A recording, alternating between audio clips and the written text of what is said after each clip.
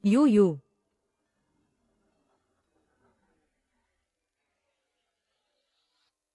Yuyu. May inihanda akong regalo para sa iyo. Basura ang ibinigay mo. Karapat dapat bang tawaging regalo iyan?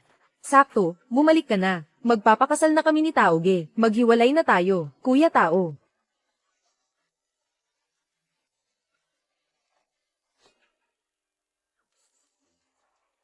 Yuyu. Nagbibiro ka lang, di ba? Ikaw ang girlfriend ko. Siya ang kapatid ko. Paano nyo nagawang pagtaksilan ako? Isa ka lang namang mang-aagaw. Ng titulo ng pamilya Lo, magnanakaw. Karapat dapat ka bang maging kuya ko? Kung gusto mong pakinggan ng maganda, ikaw ay ampon ni na mama at papa. Kung gusto mong pakinggan ng masakit, isa kang aso. Na inalagaan ng pamilya Lo. Karapat dapat ka bang agawan ako ng babae? Lu Yuan, si Xiao Tao nitong 20 taon, ay maraming hirap ang tiniis sa labas. Samantalang ikaw, dala ang titulo ng batang ginoo ng pamilya Lo, ay namuhay ng marangya at sagana. Bilang kabayaran sa pamilya Lo, ibigay mo na si Yuyo kay Xiao Tao. Itay. Nanay. Ang pagiging anak ng pamilya Lo, kaya kong isuko. Pero si Yuyo, hindi pwede. Yuyu. 3 taon na ang relasyon natin, huwag mo akong iwan. Ang 3 taon na magkasama tayo, sayang lang ang oras. Ang gusto kong pakasalan, ay ang tagapagmana ng Lo Corporation.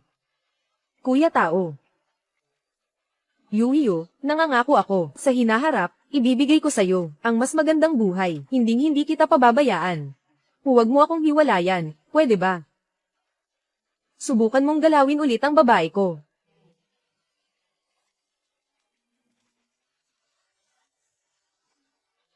10 gramo lang na gintong pulse Ares. Nagagawa mo pang ipakita. Ilan man ang gusto ko nito. Pinibigay sa akin ni Kuya Tao. Hindi. Ayo. Ayo. May pera pa ako. Kung gusto mo, mabibili kita ng mas malaki pa. Huwag mo akong iwan. Huwag mo akong iwan, ha?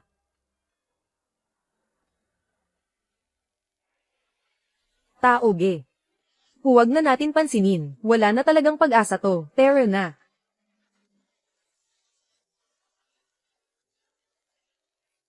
Yuyu.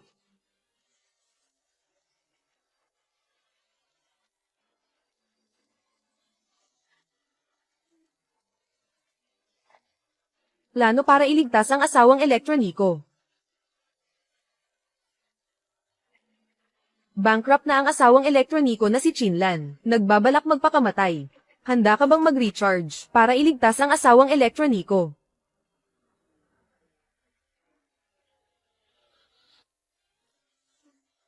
Nagtrabaho ako ng husto sa loob ng maraming taon. Ngunit kapalit nito ay pagkabangkarote.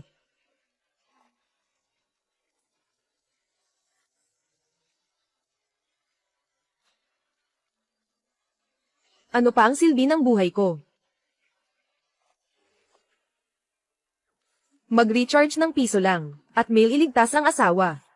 Ikaw ba ay kasing hirap ko rin? Hayaan mo akong tulungan ka. Matagumpay na na-recharge, natanggap ng manlalaro ang unang regalo sa pag-recharge, ang iyong electronic na asawa, nakakuha ng isang marangyang dekorasyon. Ito. Anong nangyayari dito? Sino ang tumutulong sa akin? Mag-recharge ng 18 yuan para makakuha ng electronic na asawa, isang luxury car. Nag-recharge ang player ng 18 piso, matagumpay na na-redeem ang luxury car. Ang market price ng sasakyang ito ay 500 na milyong piso. Ikaw. Ganito mo na lang ibinigay sa akin.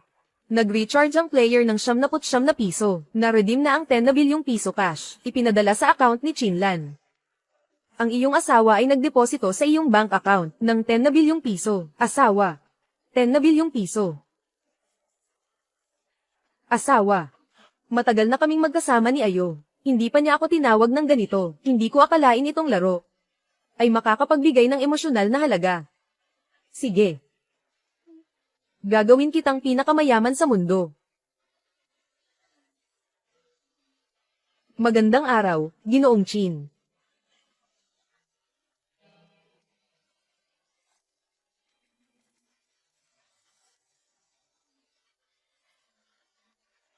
Ang lahat ng ito ay tinulungan ako ng aking tagapagligtas. Ang lahat ng akin. Lahat ay para sa tagapagligtas, ako.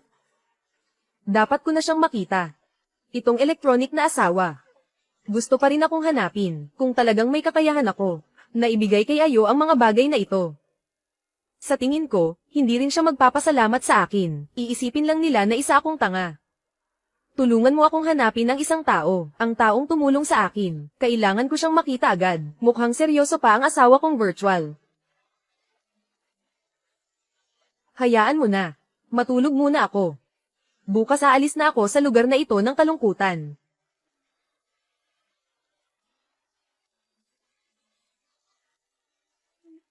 May tao ba? Sino sa 10 oras ng gabi?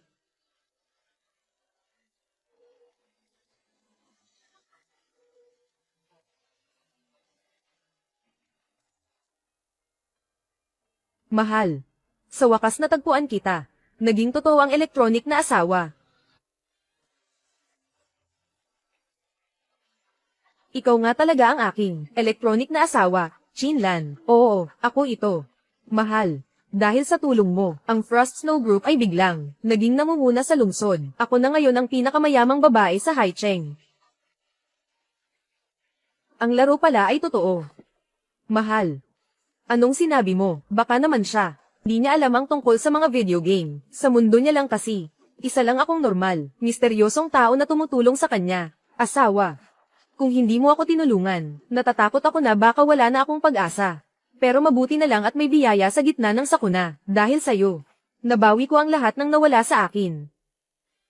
Hindi ba ako nananaginip? Mahal. Inihanda ko ang mamahaling sasakyan para sa'yo. At ang mansyon, helikopter. At mga kahon-kaong ginto. Ano ang gusto mo? Kaya kung ibigay lahat sa'yo, gusto kong gamitin ang mga ito bilang alay para sa panliligaw ko sa'yo. Ha? Pahintulutan mo akong huminga sandali. Hayaan mo akong huminga muna.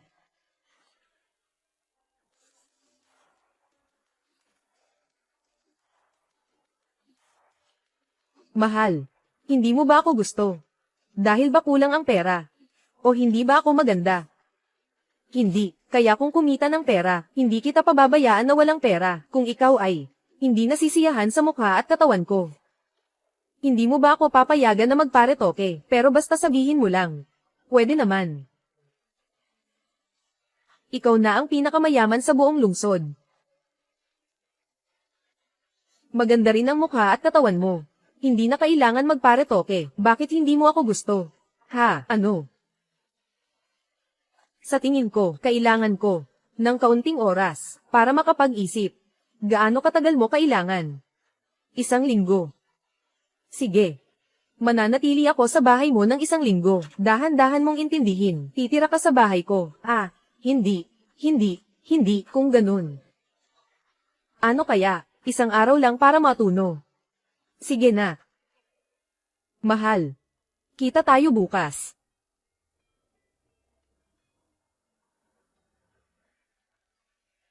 Diyos ko. Binaliktad na ba ang mundo?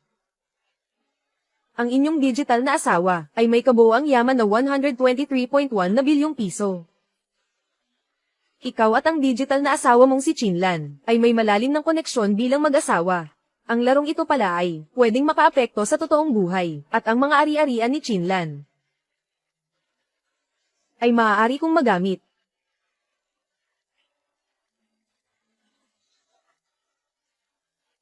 Bakit ka bumalik na naman? Mahal. Dala ko ang mga gamit panglinis. Ngayong gabi, matutulog ako sa tabi mo. At saka, sa iisang kama tayo matutulog, hindi ba? Kakakilala lang natin. Hindi ba masyadong mabilis ang ganito? Saka na. Hindi ba sinabi ko na bukas ka bumalik? Paano kung hindi mo ako gusto at tumakbo ka agad sa iba ngayong gabi? Hindi ko papayagan. Gusto kong bantayan ang magiging asawa ko sa hinaharap. Babantayan kita. Ito. Kung gagamit siya ng puwersa. Susunod pa rin ako. Huwag kang mag-alala, hindi kita pipilitin. Pwede akong matulog sa sofa, basta't bantayan kita. Paano kita papatulugin sa sofa? Doon ka sa master bedroom matulog. Mahal. May pagkain ba sa bahay nyo? Pagod ako sa maghapon, gutom na ako. Meron. Ipagluluto kita ng pansit, maglaro ka muna ng cellphone sa sofa, malapit na. Sasamahan kita, tutulungan kita. Simula ngayon, ang mga gawaing bahay natin, ay paghahatian natin. Paano kita hahayaang mahirapan mag-isa?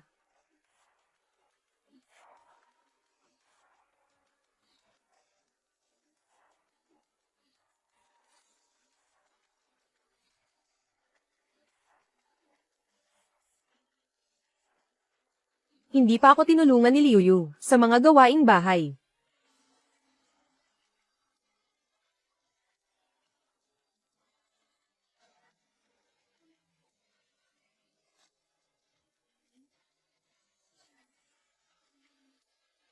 Mahal. Nakalimutan ko ang pajama ko. Pwede ko lang isuot ang damit mo.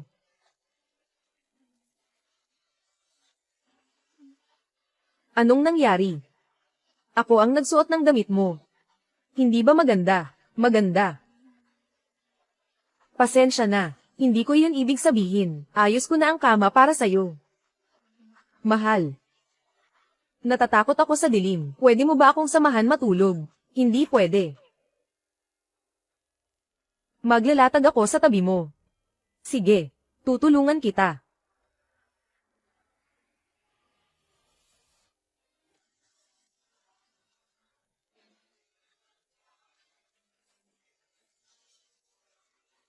Umakyat ka na sa kama. Ako na ang gagawa.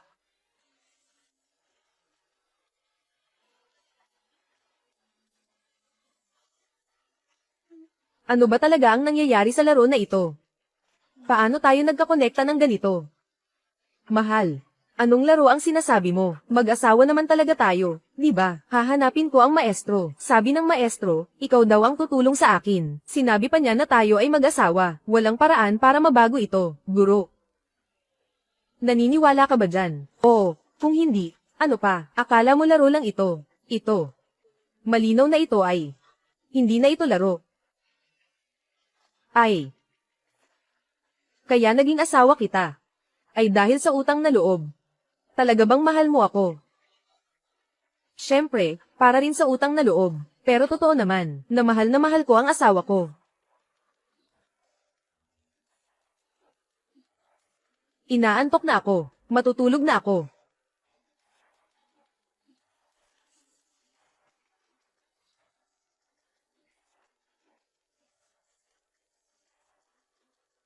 Ang ganda.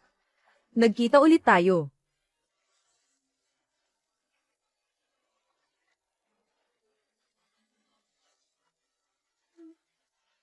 Pwede ba kitang anyayahan? Kumain ng pancake? Oo. Pwede ba? Bumili ka na lang ulit para sa akin.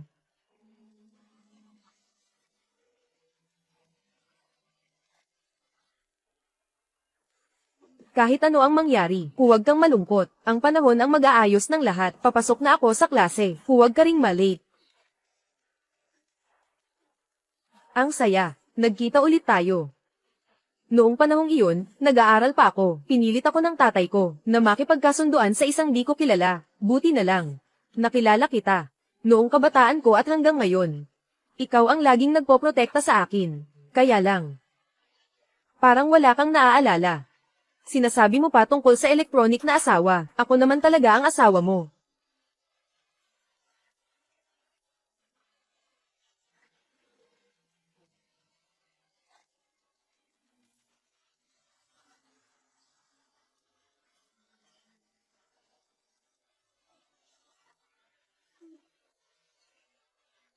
Pasensya na ha.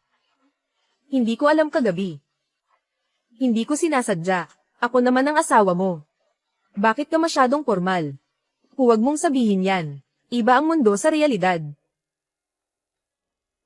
Wala pang ang kasiguraduhan. Sige, babalik ako mamaya. Kailangan kong pumunta sa opisina mamaya, mahal. Sasamahan mo ba ako sa tanghali? Umuwi tayo at kumain, pwede ba? Kailangan kong pumunta sa birthday party ni Lola ngayong tanghali. Hindi kita masasamahan kumain. Pupunta na lang ako diretso sa party para makita ka. Hintayin mo ako.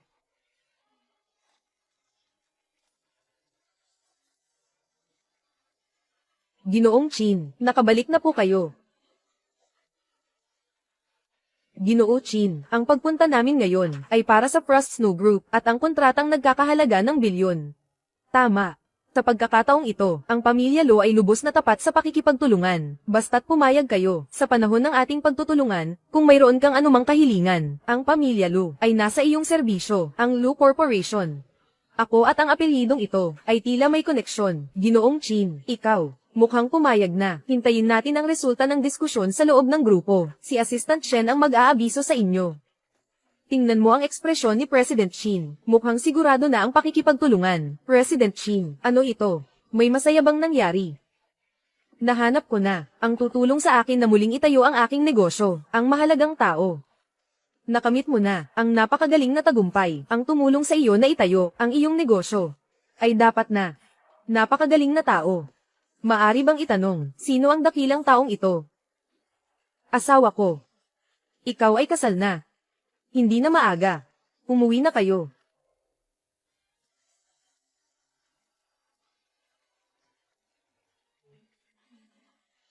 Sabi mo sa atin, kailan?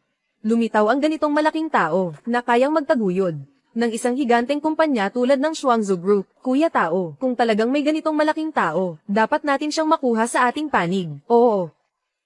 Terra. Ginoong Chin, may sagot ka na ba? Medyo karaniwan ang planong ito, pero maganda ang mood ko ngayon. Hindi ko alintana na subukan ang pakikipagtulungan. Ilan mo balak, ipaalam sa pamilya Lo. Gumawa ka ng kontrata, ipadala mo sa kanila mamaya. Ngayon pupunta ako sa lola ko, yung pinapahanda ko sa'yo, regalo para sa matanda. Nakahanda na ba? Handa na lahat, kasama ng convoy ang pag-alis.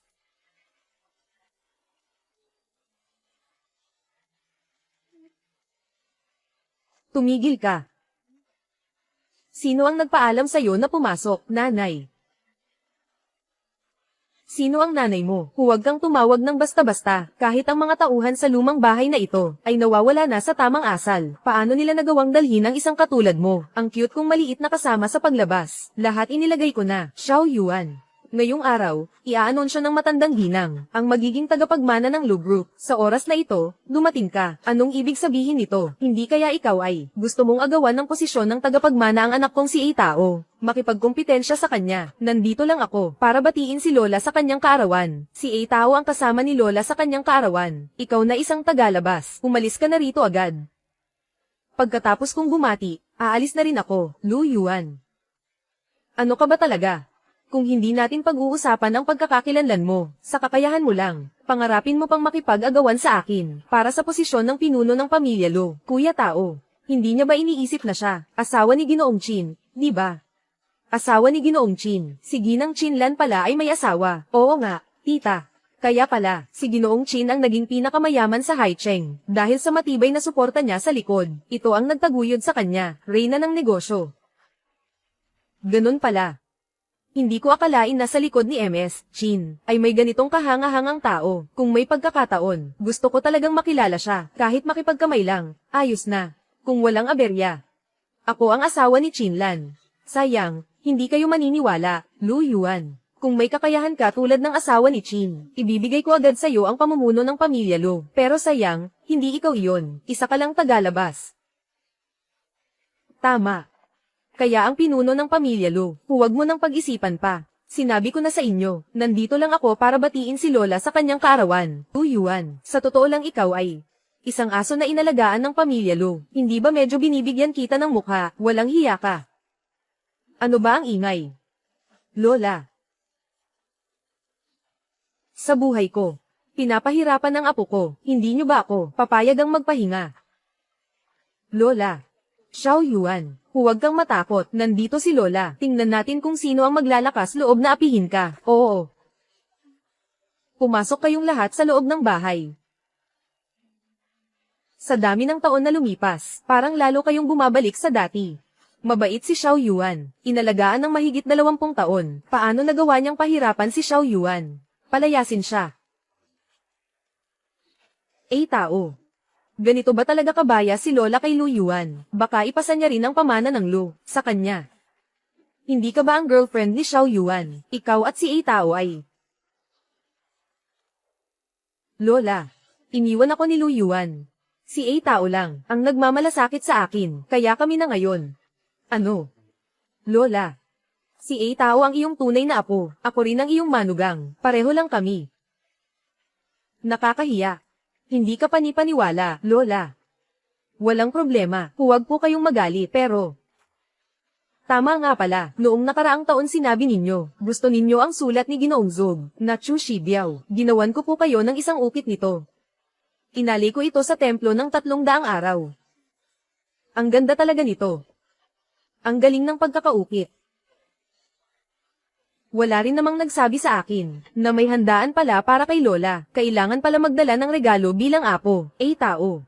Siguradong naghanda na sina Tiyo at Tiya para sayo. Hindi naman iyon papansinin ni Lola. Basta masaya si Lola. Talagang naisip ni Xiao Yuan. Xiao Tao.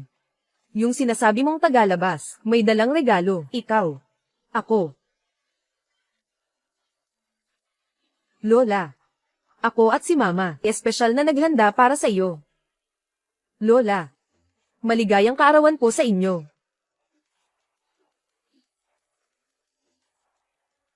Puro mga karaniwang bagay lang ito. Si Xiao Yuan lang talaga ang nakakaintindi kay Lola, Mama. Isang bagay na medyo maparaan, murang bagay, karapat dapat pa bang purihin, panlalamang. Sa simpleng malasakit ni Xiao Yuan, hindi lang papuri ko. Kahit ang posisyon ng leader, kaya kong ibigay. Lola, hindi pwede. Nanay, ikaw, Lola. Hindi mo dapat ibigay sa kanya ang posisyon ng pinuno ng pamilya Lu. Dahil lang binigyan ka niya, ikaw ay hindi patas, Ma. Si Lu Yuan ay isang tagalabas pa rin. Si Xiao Tao ang tunay kong anak. Alam ko na, hindi maganda ang intensyon mo ngayon. Maganda ang sinasabi mo, pero hindi ba para sa inaagaw ang gamit ni A Tao? Ikaw na ampon. Karapat dapat ka ba? Tama na. Xiao Yuan, ayaw mong gawin, maging pinuno ng pamilya Lu, Lola. Sa huli, isa lang akong ampon. Alam ng lolo mo na ampon ka. Alam ng lahat. Ang huling hiling ng lolo mo, ay ikaw ang magmana ng pamilya Lu. Ikaw mismo ang nagsabi niyan. Nakalimutan mo na ba? Ako. Naalala ko lahat, mabuti naman. Ang pinuno ng pamilya Lu, walang iba kundi ikaw. Ma. Sandali lang, paano kaya kung tingnan mo muna si Xiao Tao, regalo para sa iyong kaarawan, pag-isipan pa. Kung papayagan si Lu Yuan na maging pinuno. Ma, hindi ba't mahilig ka sa pagbigkas ng tula? Sabi mo, basta marinig mo siyang magbigkas, malalaman mo kung ang tao ay mainit ang dugo o malamig. Kung siya ay may tiwala sa sarili o mababa ang tingin sa sarili. Kung siya ay may pinag-aralan o hindi matuturuan. Tama ba? Ano naman ngayon? Hindi mo pa nakakasalamuha si Atao. Paano mo nalaman tungkol kay Atao? Hindi niya kayang suportahan ang pamilya Lu. Sabihin mo na lang ng diretso. Nanay, sakto. Nagpadala si Lu Yuan ng liham para sa iyo, Tao. Kamakailan lang ay nag-insayo rin siya ng pagbasa para sa araw na ito, para sa pagdiriwang ng kaarawan ninyo. Nag-insayo ka ng Chu Shibiao. Tama, Pa. Nag-insayo na ako ng 2 taon at kalahati para sa araw na ito, para sa kaarawan ni Lola, Tito. Dati sa internet, uso ang pagbigkas ng Chu Shibiao. Eksaktong nakita ni Tao, kaya nagpraktis siya. Hindi inaasahan, nagkaroon ng silbi ito. Ang galing, ang galing. Ano ang binubulong mo? Ma. Kau ang nagsabi noon, di ba, sa pamamagitan ng pagbigkas, malalaman ang kakayahan ng isang tao, pati na rin ang kanyang pagkatao. Kailangan mo talagang bigyan ng pagkakataon si Tao. Hindi ko akalain na si Lu Tao ay, matagal na tayong nag-ensayo. Xiao Yuan, ano sa tingin mo? Lola, okay lang, kung ganito na nga. Subukan mong bigkasin ng ilang linya, kung talagang magaling ka nga. Pwede pa rin ibigay ang pagkakataon. Sige, Lola, pwede ko bang basahin habang tinitingnan, para mas may damdamin? Oo.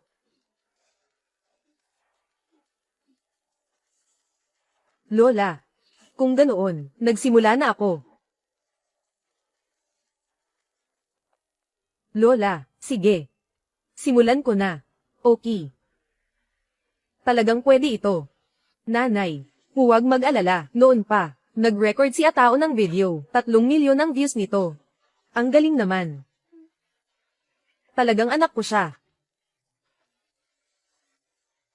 Ang dating emperador ay nagsimula ng negosyo.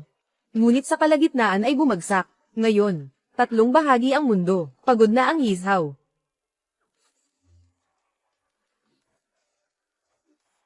Ngayon, dapat nang lumayo.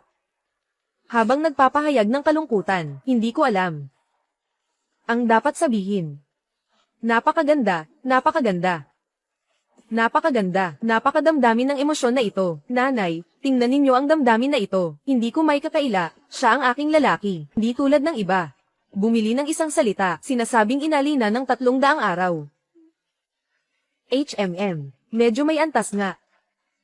Lola, ang posisyon ng pinuno ng pamilya Lu. Xiao Yuan, hindi ba't naghanda ka na rin? Basahin mo para kay Lola, siya. Kaya ba niya? Huwag na tayong mag-aksaya ng oras. Basta magbasa si Xiao Tao ng kahit ano, mas magaling siya kaysa sa kanya. Sa usapan ng ugali, wala kang masasabi kay Atao. Xiao Yuan. Lola. Hayaan niyo po akong basahin ito para sa inyo. Lola. Ako. Babasahin ko ito para sa inyo, hindi para sa posisyon ng pinuno. Gusto ko lang basahin ito para marinig ninyo. Sige. Tiyang. Hindi rin tama ang pagtatanggol. May 3 milyon akong views. Hindi siya maihahambing sa isang hanggal. Lola. Diretso na akong magsisimula. Walang script. Sige, magpanggap. Mamaya magiging nakakatawa ito. Ako'y isang karaniwang tao. Nag-araro sa Nanyang. Nagligtas ng buhay sa magulong panahon. Hindi naghahangad ng katanyagan sa mga pinuno. Ang dating emperador. Ang dating emperador ay hindi ako hinamak. Ngayon ay kailangan ng lumayo. Habang binabasa ang liham, luhay tumutulo. Hindi alam ang sasabihin. Sige, sige, sige. Si Xiao Yuan ay taos puso. May lalim at may dedikasyon. Kita namang kaya niyang gumawa ng malalaking bagay. Ma. Hindi ito tama. Mas maganda ang kay Xiao Tao. Ano bang alam mo, Lola? Hindi ito pwede. Bakit hindi pwede? Ganito na lang, kahit mag-away kayo, wala rin silbi. Ang pinuno ng pamilya Lu ay Lola pa rin.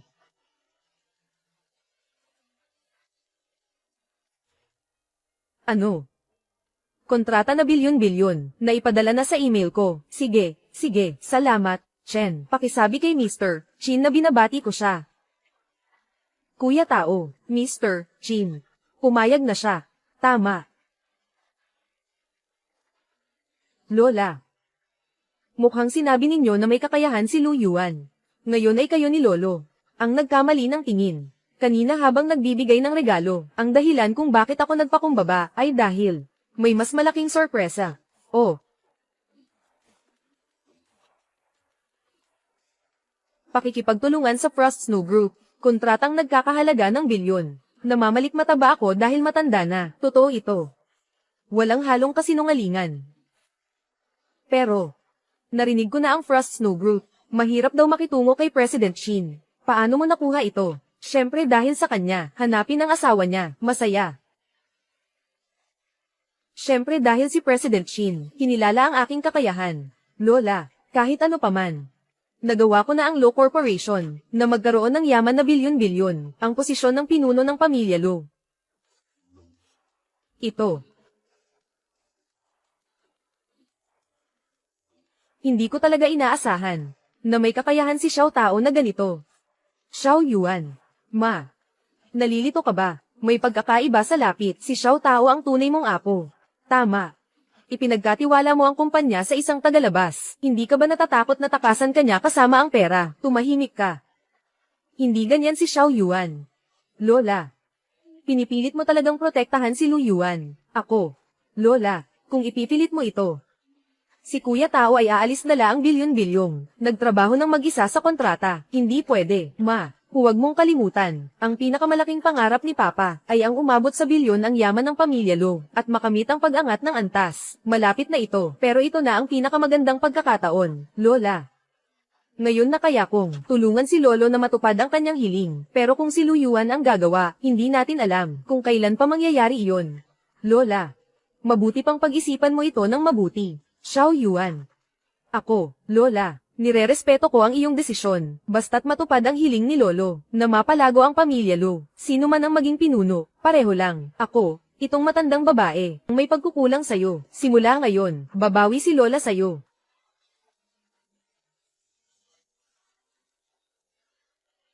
Ngayon, inaanunsyo ko, ang bagong pinuno ng pamilya Lu, ay si Lu Tao.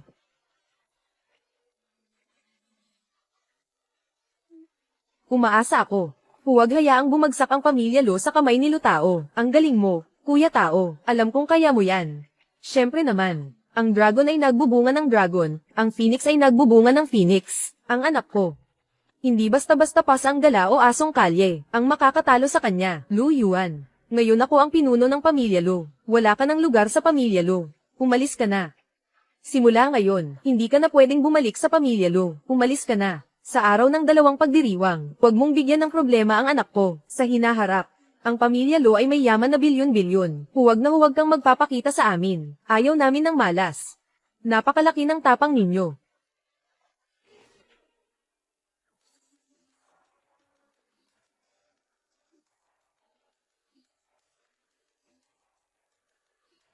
Paano kayo naglakas loob gamitin ang proyekto ko para apihin ang mga tao ko? Ginoong Chin, kayo. Bakit kayo nandito? Ginoong Chin, ano ang ibig ninyong sabihin? Hindi ko maintindihan, makinig ka ng mabuti. Si Lu Yuan ang lalaki ko, asawa ko ni Chinlan. Kung inaapi mo si Lu Yuan, inaapi mo rin ako, si Chinlan. Ano? President Chin. Hindi ba kayo nagkamali ng pagkakakilala? Paano ito posible? Xiao Yuan. Ano ba talaga ang nangyayari dito? Hindi ko rin maipaliwanag ng maayos. Ganito. Mamaya, huwag kang magsalita ng kung ano-ano. Hindi naman ako nagsasalita ng kung ano-ano. Hindi. Ganito kasi, mahigpit ang pagpapalaki sa amin ng lola ko. Kung magsasalita ka ng hindi malinaw, hindi ka magugustuhan ni Lola.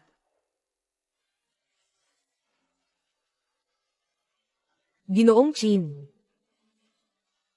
Lola. Narinig ko na kaarawan mo ngayon. Espesyal akong naghanda ng dekalidad na tsaa bilang munting regalo namin ni Lu Yuan.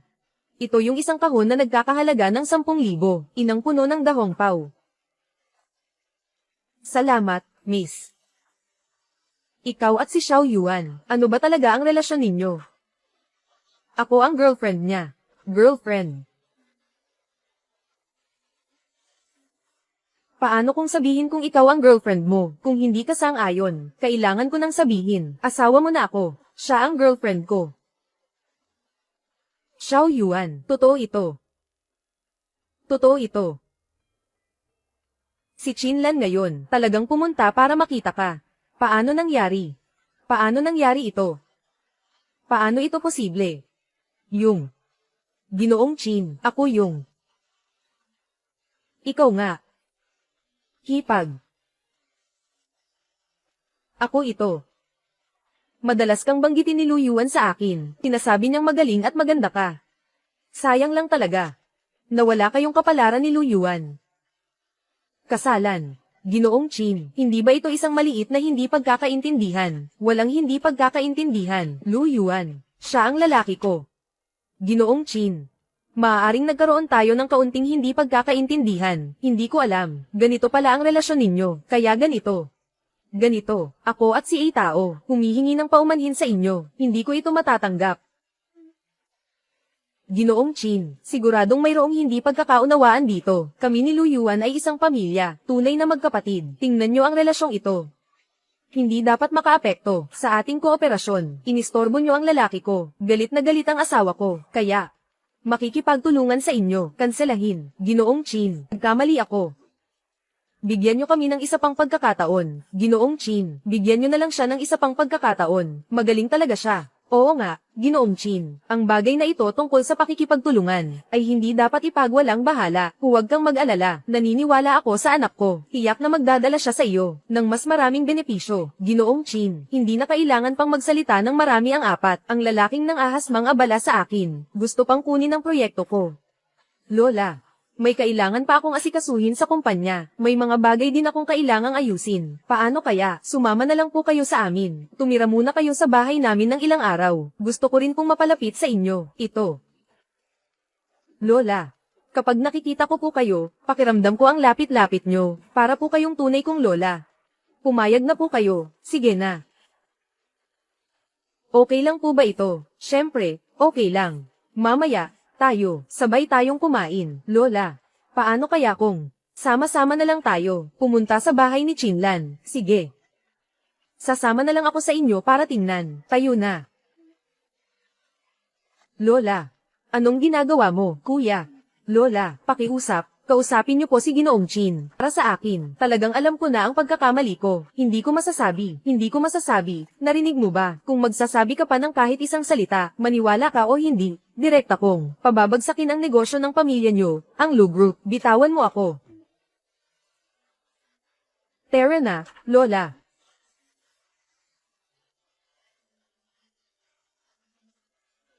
Hindi ko akalain na si Lu Yuan ay umaasa sa babae para mabuhay. Tama. Isa siyang parasitong umaasa sa kapangyarihan ng iba. Talagang hindi siya karapat-dapat na maging bahagi ng pamilya Lu. Hindi naman talaga siya Lu. Isang taong umaasa sa iba para mabuhay. Pagdating ng panahon, siguradong iiwan siya ni Chinlan. Sa oras na iyon, huwag mo akong sisihin kung papaluan ko siya habang siya'y lugmok. Tama. Sisiguraduhin kung makikita niya ang kanyang kamalian. Ito ang aming bahay, doon ang inyong silid tulugan. Inutusan ko na ang kasambahay ng maaga, naayos na lahat. Ang ganda talaga. Ang laki ng bahay na ito, siguradong mahal ito. Nako, Lola, ano ba yung sinasabi mo? Basta mag-enjoy ka lang dito, ituring mo na parang sarili mong bahay. Sige, babalik na muna ako sa kwarto, magpahinga kayo ng maayos.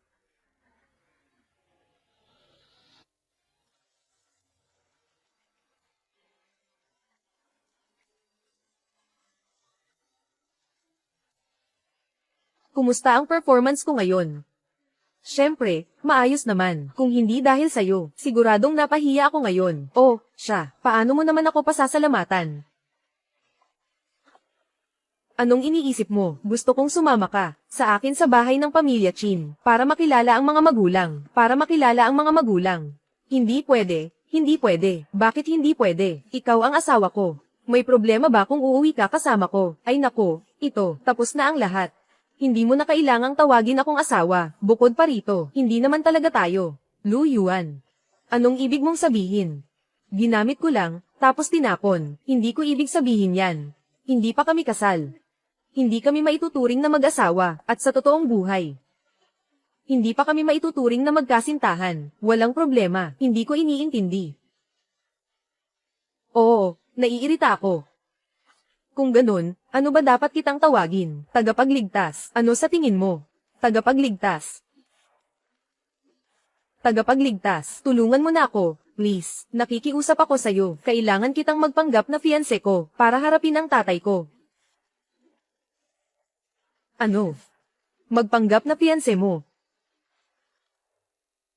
Hinaan mo ang boses mo. Kapag narinig ni Lola, mabubuko tayo. Iyan din ang iniisip ko. Ang hirap ng itago ito kay Lola, hindi na nga madali iyon. Tapos gusto mo pang lokohin ko si Papa, ito. Sige na nga. Tagapagligtas ko, ang dami mo nang naitulong sa akin. Alam ko na ang hinihiling ko, medyo sobra naman. Ako na lang ang gagawa ng paraan, hayaan na lang. Sige, papayag na ako, magpapanggap akong fiancé mo, totoo ba? Ang galing naman, salamat, tagapagligtas. Kaya hindi na tayo dapat magpatumpik-tumpik pa, agad na tayong maghanda. Maghanda para saan? Ikaw. Ano ang ginagawa mo sa mga bagay na ito? Ang tatay ko ay may dalawang hilig.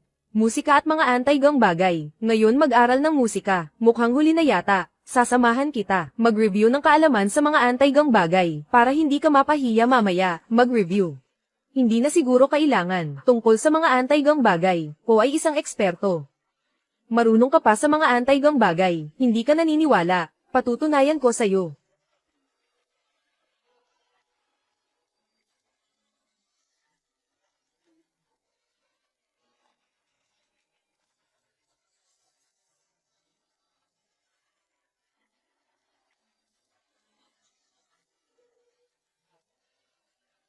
Singsing mula sa Qing Dynasty. Halaga ay 50,000.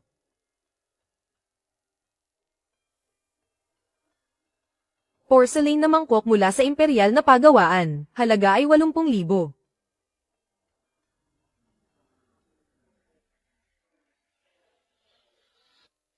Magandang bagay ito. Jade na plato mula sa Rookiln. Hindi bababa sa 100,000. Tama lahat ng sinabi mo. Meron pa ba? Ano ito? Bakit parang ang lambot nito? Lu Yuan.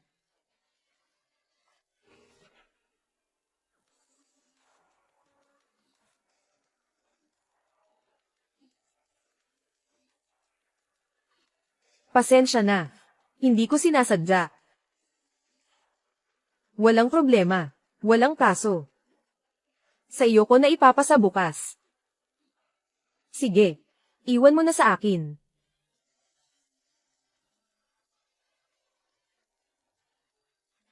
Maligayang kaarawan, Mr. Chin. Huwag kayong mahiya. Maligayang kaarawan, Ginoong Chin. Hindi ko itatago sa inyo, ang pagtitipon ngayong araw ay para ipagdiwang ang aking kaarawan. At gamit ang pagkakataong ito, nais kong ipahayag sa inyo, ang magiging tagapagmana ng pamilya Chin, para mapanatili ang magandang pakikipagtulungan sa lahat. Matagal ko nang narinig na ang 2 anak na babae ni Ginoong Chin ay may pambihirang kagandahan, at ang kakayahan nila ay talagang kahanga-hanga. Ngunit hindi ko alam kung sino sa kanila siya ang magiging tagapagmana sa hinaharap. Maghinay-hinay lang kayo. Hintayin natin sila. Ipapahayag ko ito sa inyo.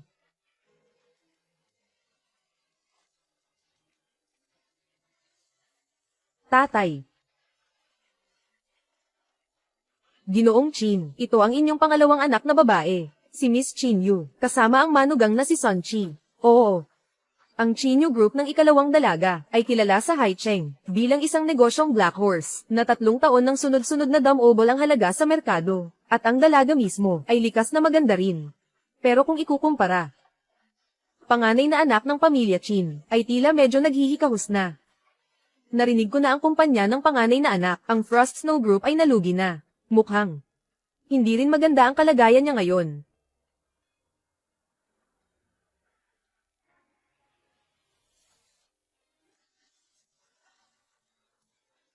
Ama.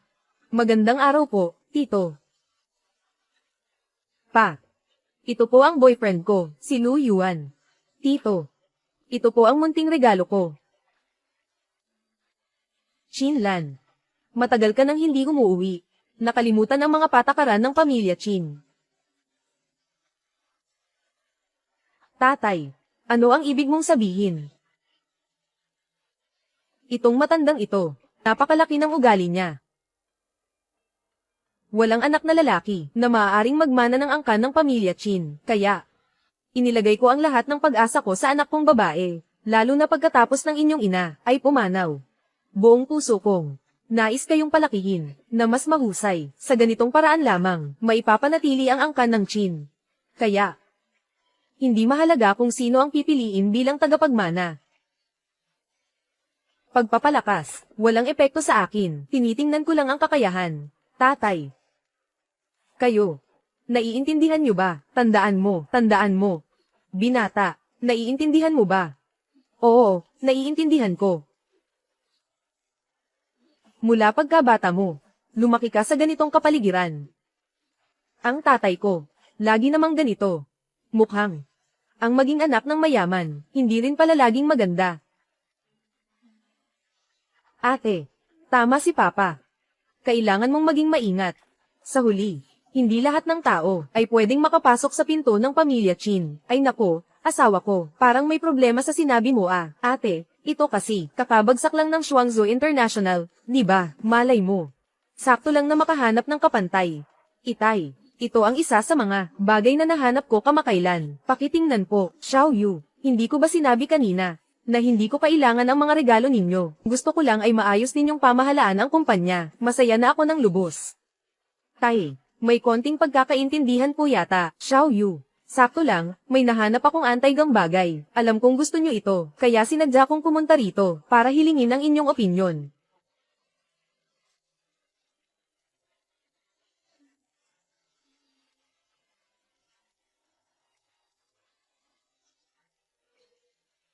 Xiaoyu. Ikaw ang pumili nito. Oo. Magaling ang panlasa mo. Ito ay isang daukay na bote na hugis kalabasa. Daukay na bote na hugis kalabasa. Ito ay may halaga na milyon-milyong piso bilang isang bihirang kayamanan. Mukhang ang pangalawang dalaga, hindi lang mahusay sa pamamahala ng kumpanya, kundi magaling din sa pag-i-invest. Tai, ang mata ni Xiaoyu ay palaging magaling, pero may ilang tao dyan na mas mababa ang kakayahan, kaya huwag na lang pag-usapan. Ang mata sa pagpili ng tao ay talagang hindi magaling. Ang kwalifikasyon ng tagapagmana ay malinaw naman, di ba, tatay? Miss Chin Yu, gusto ko lang magtanong, itong daukay na bote ng kalabasa, magkano ang bili mo dito? Gumastos lang ng 100,000. Sobrang sulit nito, ito ay nagkakahalaga ng 1,500,000. Tiyo, may iba akong opinyon, may iba ka pang opinyon. Naiintindihan mo ba ang mga anti-gang bagay? Hindi ito simpleng garapon ng atsara mula sa probinsya. Walang problema. Pakiusap. Hayaan mo siyang magsalita, ang pagtingin sa mga anti-gang bagay, ay parang pagtingin sa tao. Nakikilala mo ang tao sa itsura, pero hindi sa puso. Bakit mo ako tinitingnan? Kung gusto mong kumita sa pamumuhunan, hindi pwedeng puro panlabas na anyo lang ang puhunan. Hindi. Anong ibig mong sabihin dyan? Ang ibig kong sabihin ay, ikalawang senyorita, nagkamali ka ng tingin sa pagkakataong ito. Lu Yuan, ang ibig mong sabihin ay, ang bateng may disenyo ng daukay na binili ni Chin Yu, ay peke. Hindi naman talaga ito peke. May kaunting mata para sa sining si Senyorita. Pero, sa pagkakataong ito, nakatagpo siya ng eksperto. Isipin na lang na nagbayad siya para matuto. Ay, hindi naman. Ano nga ulit ang pangalan mo? Ikaw si Lu Yuan, tama ba? Sa totoo lang, ikaw talaga. Mukhang alam na alam mo, hindi ba? Ang anak naming si Xiaoyu. Mula pagkabata kasama niya ang ama niya. Nag-aaral ng pagsusuri ng mga anti-gang bagay. Mas magaling ka pa ba sa kanya? Tai, sa tingin ko itong bata ay sinasadya lang manggulo. Hayaan mo siyang magsalita, Lu Yuan. Sabihin mo ng maayos. Tiyo, pwede bang ilabas ang bote ng daukay? Tanjin nga.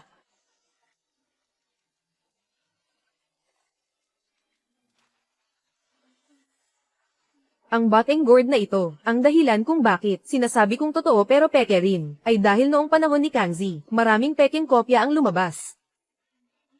Binata, ang sinabi mo, matagal ko na itong inasahan, sinuri ko rin ito. Ang bateng ito ay may makinis at malinaw na kulay, imposibleng ito ay isang replika mula sa panahon ni Kangzi, kaya nga sinabi ko. Ang ikalawang binibini ay nakatagpo ng isang dalubhasa. Hindi ba't ito'y isang bitak lang, matagal na ang lumang bagay na yan, normal lang na may konting sira. Lumang bagay, ako ba ang tinutukoy mo? Ay nako. Itay, hindi po ganon ang ibig kong sabihin. Ang sinasabi ko ay ang bote. Bote. Hindi ito karaniwang bitak. Opisyal na hurno mula sa dinastiyang Ming. Makapal ang glaze. Pribadong hurno mula sa dinastiyang Qing. Malutong ang glaze. Magkaiba ang materyales ng dalawa, kaya, lumabas ang kapintasan dito.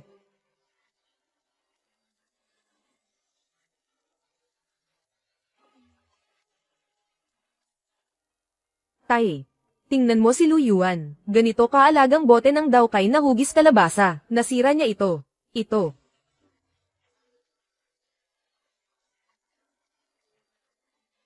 Lu Yuan.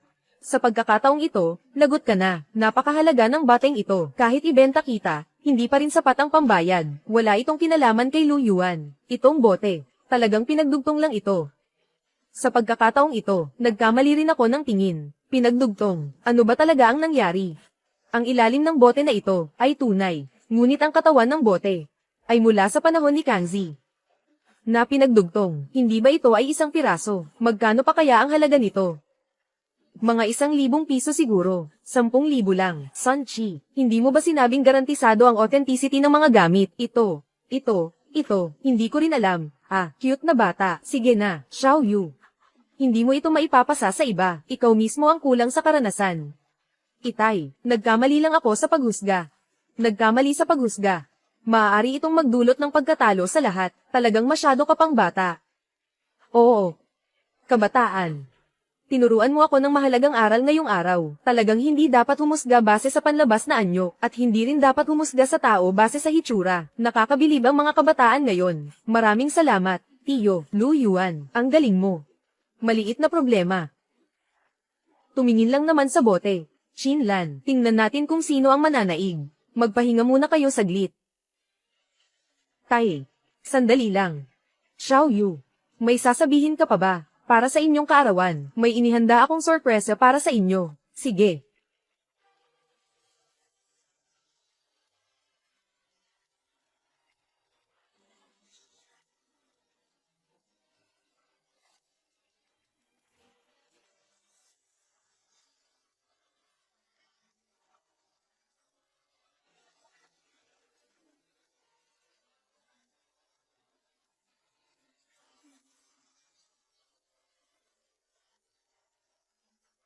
Ang galing ng pangalawang dalaga sa pagtugtog. Hindi ko akalain na sa tagal ng hindi pagkikita, ang husay mo sa pagtugtog ay lubos na umunlad, dahil magaling ang pagtuturo ng guro. Ginoo Yung Lang. Si Ginoo Yung Lang ay inatasan ni Binibining Chinyu, upang batiin si Ginoong Chin sa kanyang kaarawan. Ginoong Chin, kung hindi ako nagkakamali, ang taong ito ay isang kilalang pandaigdigang maestro ng Guken. Ginoo Yung Lang. Maraming salamat, maraming salamat. Bakit kaya narito si Master Yun Lang? Malamang hindi maganda ang pakay niya. Si Master Yun Lang ay hindi lang narito para batiin ka sa iyong kaarawan, kundi rin may dala siyang magandang balita para sa'yo. Anong magandang balita? Narinig ko na ang Chin Group ay gumagawa ng sarili nilang tatak ng instrumento. Kailangan nila ng isang tagapagsalita. Gusto kong subukan. Talagang magandang balita ito, pero mayroon akong munting kahilingan. Pang yun, pakiusap magsalita. Gusto kong italaga si Miss Chin Yu bilang responsable sa proyekto ng kooperasyon. Pakiusap. Ipagkatiwala ang negosyo ng mga instrumento ng Chin Group kay Miss Chin Yu. Kung ipapasa ito sa pangalawang dalaga, ang negosyo ng mga instrumento, hindi ba't parang kalahating kamay na lang iyon, na ipasa na ang mga ari-arian ng pamilya Chin. Ito. Itay, ang biyayang ito na kusang dumating, paano natin matatanggihan? Bukod pa rito, Xiao Yu, gusto lang niyang tumulong sa pamilya Chin. Oo nga, tatay, gusto ko lang bawasan ang alalahanin ng pamilya Chin. Ang dalawang ito, mukhang nagmamadali. Para kunin ang negosyo ng pamilya Chin, lantaran na nilang inaapi ang asawa ko. Ni hindi man lang tinanong kung papayag ako. Gift pack ng kamay ng Diyos ng musika, mag-recharge ng 378 para ma-activate para sa iyong nobya. I-activate ang master level na talento sa piano. Paalala, dahil nakabind na ang mga katangian mo at ng nobya mo, katapos mong mag-recharge, makukuha mo rin ang talento na ito.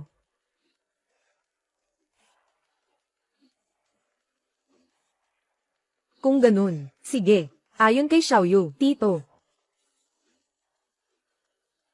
Tito, hindi pa inaanunsyo ang tagapagmana. Kung hahayaang si ikalawang dalaga, ang mamahala sa negosyo ng pamilya Chin, para kay Lanlen, hindi yata patas, di ba? Ay, hindi naman. Anong pakialam mo?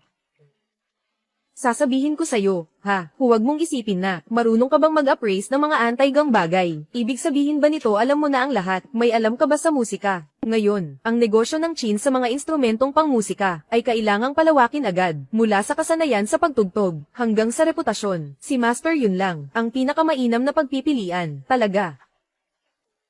Basta magaling tumugtog ng piano, ayos na, mas lalong hindi siya kailangan. Ano ba ang pinagsasabi mo? Kung hindi si Master Yun Lang, sino ang iimbitahin mo? Siyempre, ang anak kong si Lanlen. Siya. Ako. Ang anak kong si Lanlen, mas maganda siya kaysa sa kanya. Mas magaling din siya tumugtog ng piano, sa tingin ko. Ang tagapagsalita ng imahe, at ang negosyo ng mga instrumento, dapat ibigay sa anak kong si Lanlen, HMM. Katawa-tawa, kung hindi ka naniniwala, tanungin mo si Papa, mula pagkabata hanggang ngayon, sa musika, chess, literatura, at sining. Alin ba ang mas magaling siya kaysa sa akin? Kahit ako, hindi ko magawang magpasaway sa harap ng guro. Anong karapatan niya? Hindi ibig sabihin na walang kakayahan si Lanlan namin. Lu Yuan. Hindi ko kaya. Huwag kang mag-alala, sinasabi ko sa'yo, kaya mo yan, tatay. Pakiusap, bigyan mo si Lanlan, ng pagkakataong ipakita ang sarili. Ako nga. Palagi ko silang sinusuportahan, sa patas na kompetisyon. Sige, pumapayag ako. Master Yun Lang. Wala kang opinyon, di ba? Wala akong tutol, tamang-tama, titingnan ko rin. Ang antas ng panganay na anak ng pamilya Chin, kung ano ang magiging itsura. Lu Yuan, ano ang ginagawa mo? Ang aking kakayahan sa pagtugtog ng piano ay hindi maihahambing kay Qin Yu, lalo na kay Master Yun Lang. Maniwala ka sa akin, kaya mo yan. Bahala na si Batman.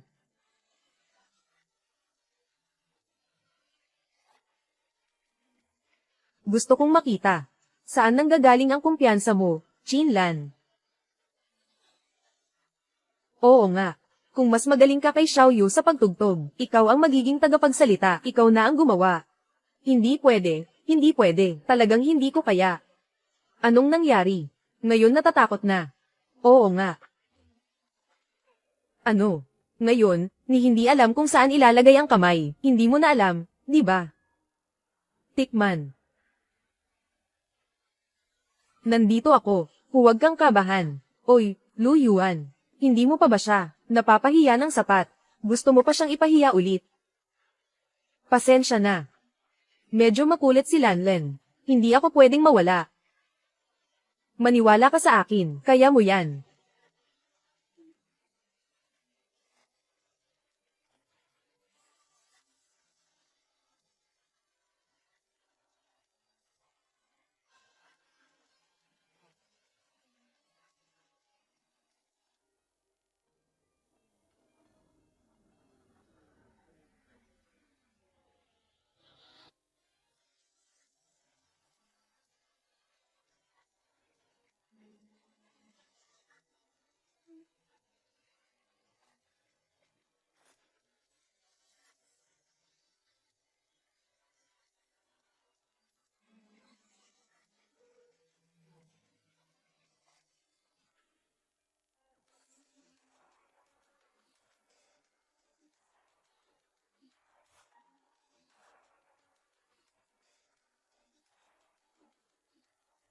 Hindi ko inaasahan. Ang galing mo palang tumugtog.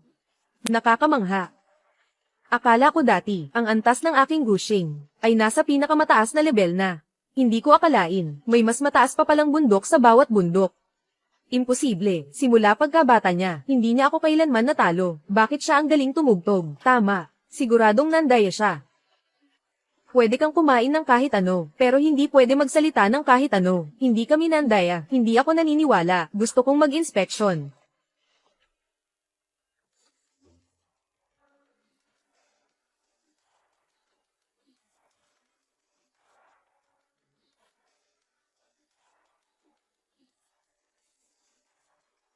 Walang dahilan. Imposible ito. Ang weird.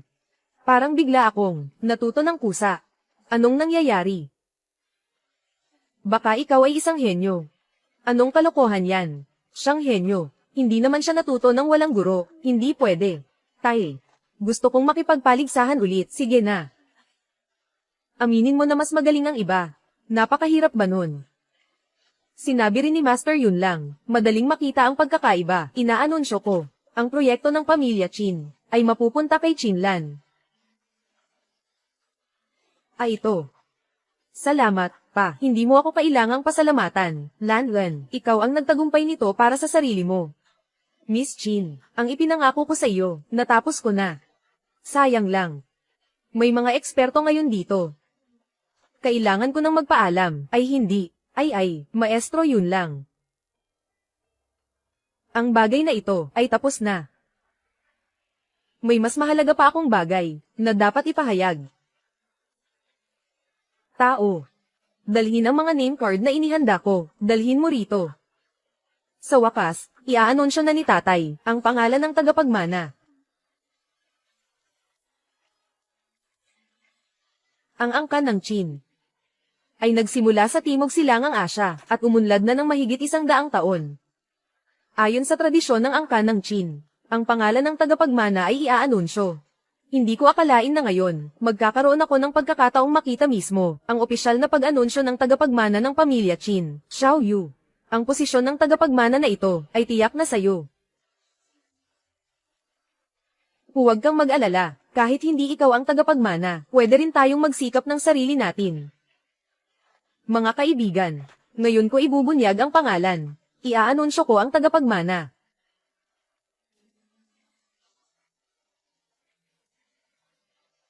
Ito ay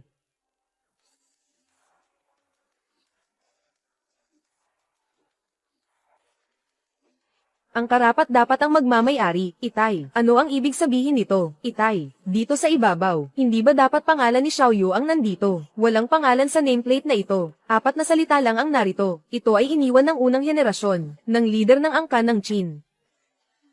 Ang angkan natin, Qin, ang dahilan kung bakit ito naipasa sa loob ng daang taon, ay dahil sa 4 na salitang ito. Ang karapat-dapat ang mamuno. Ito pala ang lihim ng Qin family nameplate.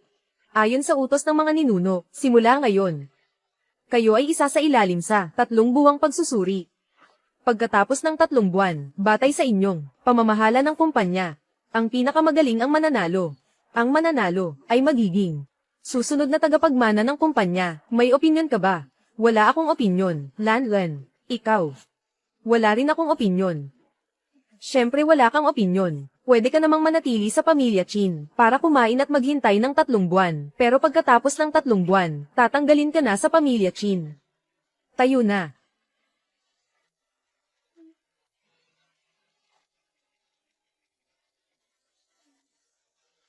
Iniisip mo pa rin ba ang nangyari ngayon? Huwag kang mag-alala, naniniwala ako, hindi ka magpapatalo sa kapatid mo. Tama nga pala, Lu Yuan. Salamat sa tulong mo ngayon. Nakuha ko ang proyekto ng maayos. Gusto kong imbitahan ka na magtrabaho sa kumpanya. Payag ka ba? Sa kumpanya ninyo. Hindi yata tama iyon. Nakipag-usap na ako sa kanila. Sasalubungin ka nila. Hindi na kailangan ng pagsalubong.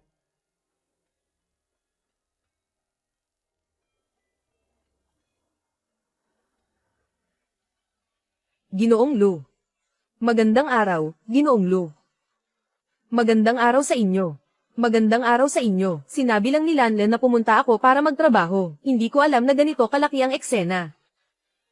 Ginoong Lu, talagang kahanga-hanga ka. Napaka-impusante mo. Hindi ka taka-taka na ikaw ang iniisip ni Ate Lan araw at gabi. Sobra naman ang papuri. Nasaan ngayon ang inyong Ginoong Qin? Si MS, Qin, anong nangyari? Si MS, Qin ay nasa itaas, may meeting, pero baka mas mabuti na huwag mo muna siyang puntahan. Paano kayo nagkamali sa ganitong kababaw na pagkakamali? Pasensya na, Ate Lan. Sige na. Ay submit mo agad ang na-edit na plano. Umalis ka na. Oo.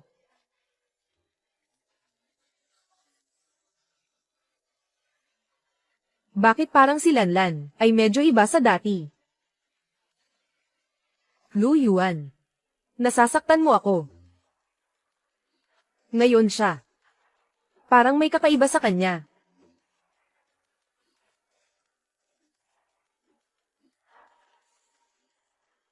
Ang iyong nobya ay dumaranas ng regla. Mukhang hindi maganda ang kanyang pakiramdam. Dumating pala si Dalaw. Madali lang ito.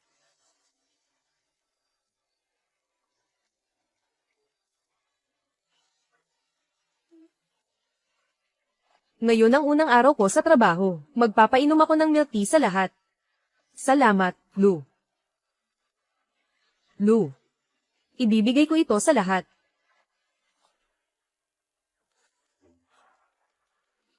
Para sa iyo ito. Lu. Bakit iba ang binigay kay Ate Lan, kumpara sa binigay sa atin? Nag-iiba ang trato. Oo nga naman. Si Boss Qin ba, pareho lang sa atin.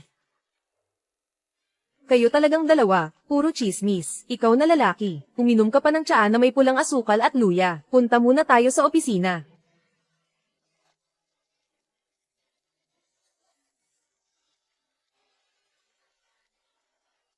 Lu Yuan. Paano mo nalaman na masama ang pakiramdam ko?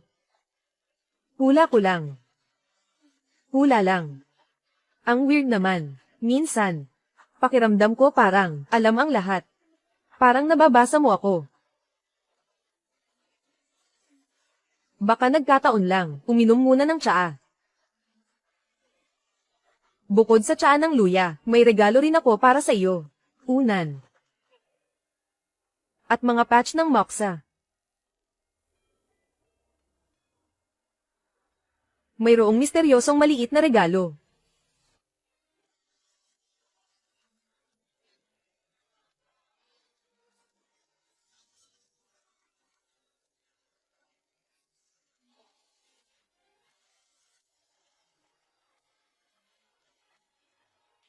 Lu Yuan.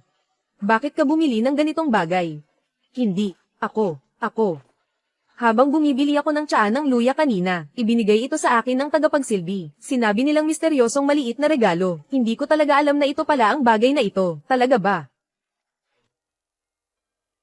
Pupunta muna ako sa banyo. Nako. Ang awkward naman ito. Lu Yuan. Narito na. Lu Yuan, bakit ang bilis mo tumakbo? Kasi ako. Masakit ang tiyan ko. Ang gamit mo, ibabalik ko sa'yo. Kung sasabihin ko na hindi ito akin, maniniwala ka ba? Kung sa'yo man, ayos lang. Total magagamit din naman ito balang araw. Tama nga pala. May bagong batch ng produkto ang kumpanya. Gusto mo bang sumama para tingnan? Sige. Pero maraming alikabok sa pabrika. Gusto ko munang umuwi at magpalit ng damit. Sa ganitong paraan, hindi madudumihan. Ang suit na ibinigay mo sa akin. Sige. Pupunta ako para punan ng form ng paglipat. Hintayin mo ako sandali. Sige.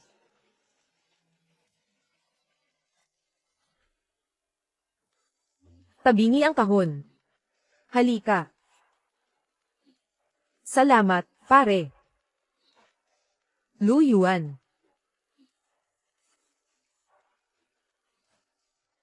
Kuya, bakit ganito ang suot mo? Nasaan ang girlfriend mo? Baka matagal na kayong naghiwalay. Lu Yuan. Noon.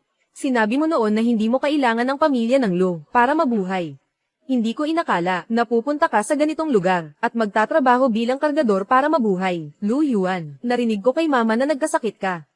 Bakit ka pa nagtitiyaga sa ganitong lugar? Nahihirapan ka lang. Bakit hindi ka nalang umuwi ng mas maaga? Una, hindi iyon ang tahanan ko. Pangalawa, kahit na mahirapan ako sa labas, hindi ko rin nais maging alipin ninyo. Alam ko. Galit ka pa rin, hindi ba? Dahil bumalik si Xiao Tao at kinuha ang pwesto mo. Si Xiao Tao nga, hindi naman alintana. Ano pa ang iniintindi mo? Kuya, pamilya naman tayo. Bakit kailangang maging ganito katensyonado? Makinig ka sa nanay. Umuwi ka na kasama namin. Tama na. Ayaw mo ng maayos na usapan. Gusto mo ng pilitan. Maniwala ka, pwede kitang tanggalin sa trabaho ngayon din. Ang manager ng bodega na ito ay kilala kami. Ang kanilang mga produkto, kami lang ang naglalakas loob na kumuha. Tanggalin kita, isang salita ko lang yan. Lahat ng mga produkto ay natanggap na. Magandang pakikipagtulungan. Maraming salamat sa iyo, Ginoong Chin. Kung hindi dahil sa inyo at sa mga produkto ninyo, malulugi na sana ang pabrika namin. Ginoong Chin, may nang-aapi sa kaibigan ninyo. Ano? Oy, Ginoong Chin, sino ang may lakas ng loob na gawin iyon? Tatanggalin kita, isang salita ko lang yan.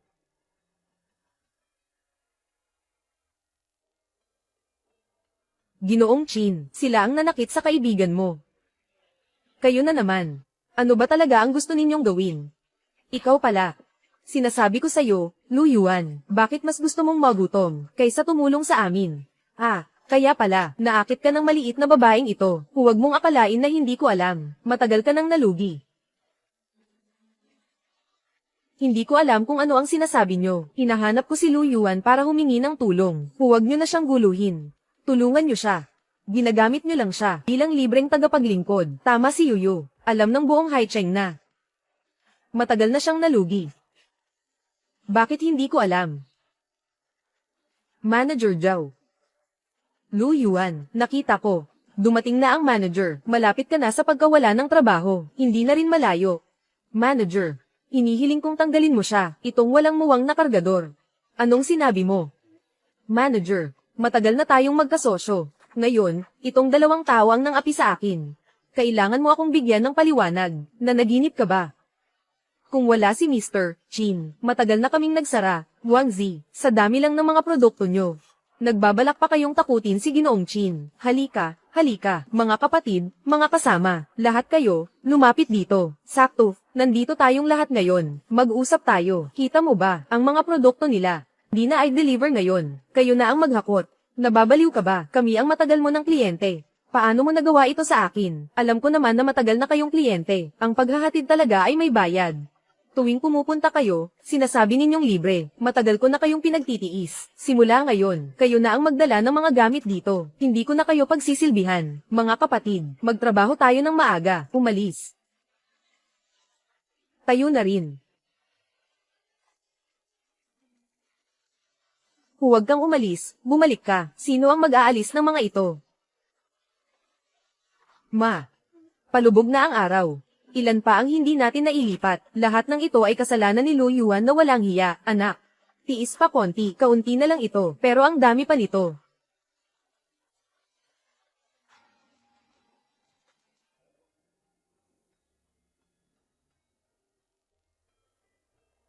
Anak. Anak, anong nangyari sa'yo? Dali, tawagin mo ang doktor. Anak. Lanlan, Xiao Yuan, bumalik na kayo. Lola. Pinapanta ka namin dito para mag-relax. Bakit ka nagluluto? Wala rin naman akong ginagawa, kaya naisip ko magluto. Gumawa ako ng masarap na pagkain para sa inyo. Tingnan nyo. Spicy na bato-bato. Inihaw na bato ng tupa. Leeks at itlog. Lola. Bakit ka gumawa ng napakaraming bato? Para mapalakas ang katawan mo. Katatapos ko lang, tumawag kay Alingwang, ang kapitbahay natin, may apo na ang apo niya. Kayo rin, bilisan nyo naman, Lola. Gagawin po namin ang makakaya. Tama, di ba, Lu Yuan? Ay. Sisikapin ko.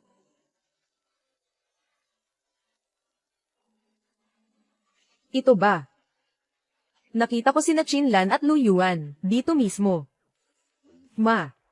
Talaga bang pupunta tayo para hanapin si Lu Yuan?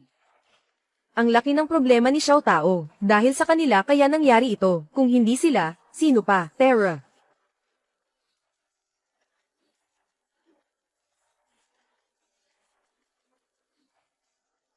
Magandang araw sa inyo. Magandang araw sa inyo. Maligayang pagdating sa Frost Snow International. Sino po ang hinahanap ninyo? Umalis ka nga, ikaw lang naman ay isang gwardya. Anong mapag-uusapan natin?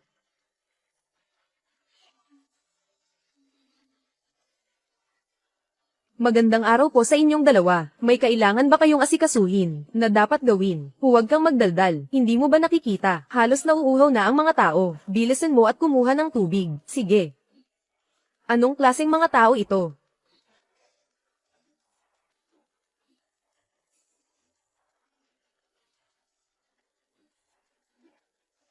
Ikaw, puntahan mo si Lu Yuan at tawagin mo siya papunta rito. Sabihin mo. O ang tunay niyang ina. Mr. Lu, anong ginagawa mo? Bilisan mo na. Sige.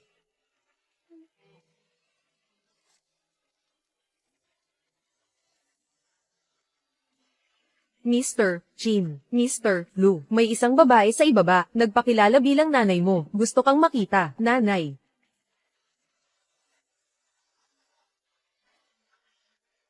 Tiya. Hindi ito maganda. Paborito kong bonsai. Wala kang pakialam. Alam mo ba kung sino ako? Ako ang tunay na nanay ni Lu Yuan. Siya, si Qin Zheng. Kapag nakita ako, kailangan niyang maging magalang. Anong ginagawa niyo rito? Siyempre, dumalaw kami sa'yo. Dumalaw sa akin. Hindi kayo ganun kabait.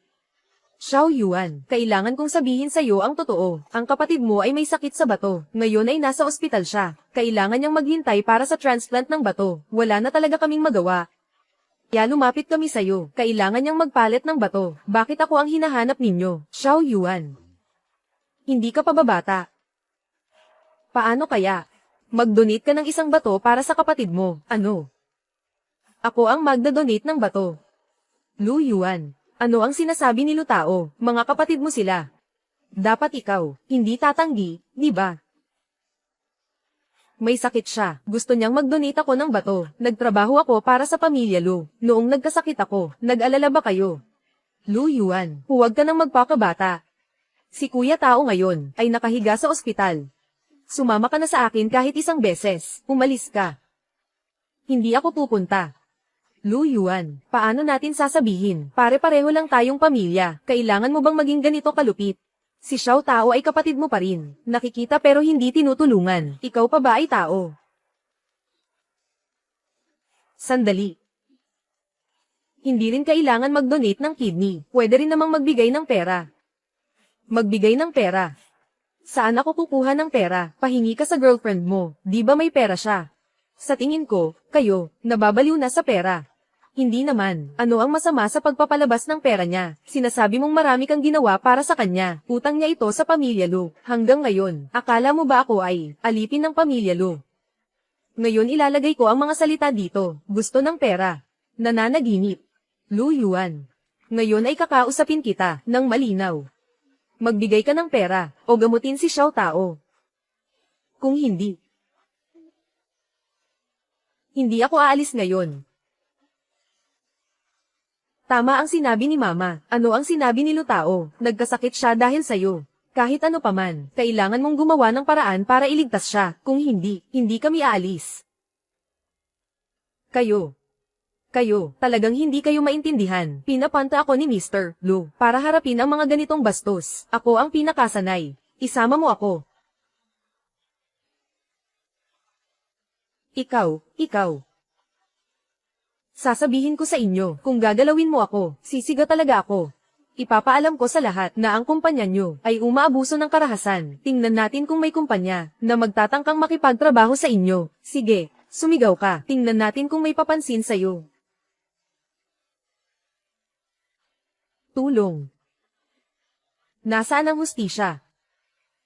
Hinahayaan lang mamatay ang sariling kapatid. Ngayon, gusto pang manakit, sinaktan pa ang sarili kong ina. Tama na ba ang kaguluhan nyo?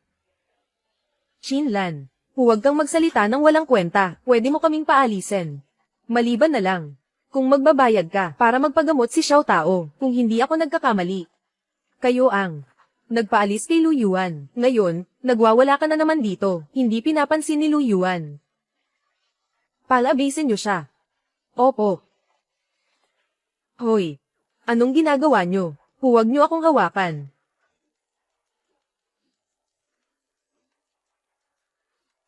Lu Yuan, hindi ka makakaligtas.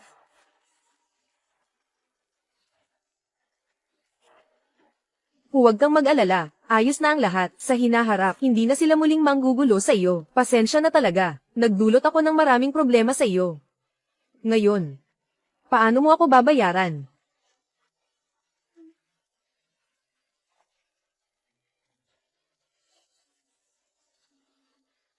Boss Lan, naayos na namin lahat. Wala akong nakita.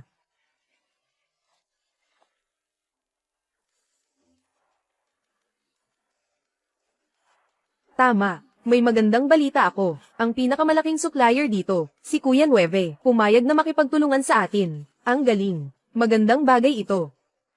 Pero, narinig ko na si Kuya Nueve ay mahirap kausap. Nakipagkita siya sa atin mamayang gabi sa hotel para mag-usap. Inuman. Baka mas mabuti kung ako na lang ang pumunta. Ikaw rin, napagod ka nitong mga nakaraang araw. Hayaan mo akong makipag-usap. Kaya mo bang ayusin ito? Nagbibiro ka ba? Paano kita mapapanatag na? Isang babae ang pupunta. Syempre, ako ang bahala dyan. Sige, hihintayin kita.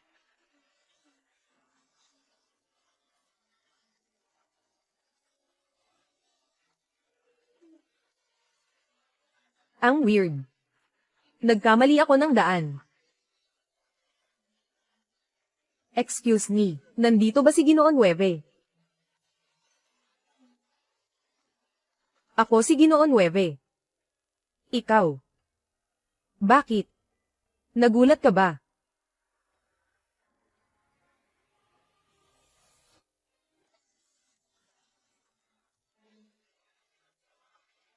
Magaling.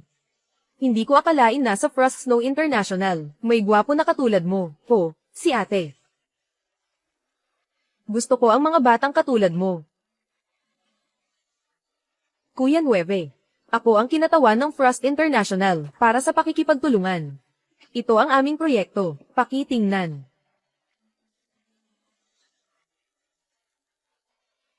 Hindi na kailangang tingnan.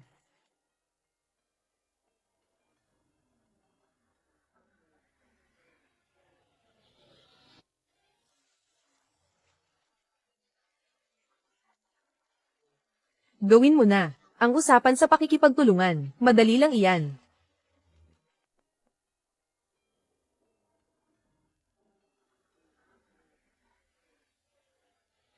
Ate Lan. Ngayon, wala ang dakilang tagapagligtas na si Lu. Ikaw talaga, mahilig kang magbiro. Pumunta siya para makipag-usap tungkol sa proyekto. Ipinasa ko sa kanya ang proposal ni Ginoong Giyu. Ginoong Giyu, yung pinakamalaking supplier dito sa lugar na to. Ate Lan, hindi mo ba hahayaan si Boss Lu na pumunta mag-isa? Bakit? Si Kuya Giyu yata ay nakainom at hindi madaling malasing. Siya ang pinakamalakas uminom dito sa lugar na to. Pinapanto mo si Mr. Lu mag-isa. Hindi ba parang pinapanto mo siya sa panganib? Ano? Babae pala si Mr. Giyu. Totoo ba? Iinumin ko ito at makikipag-cooperate na tayo. Bunso. Anong kinatatakutan mo? Ako, ang ate mo. Kapag nagsalita, laging tumutupad.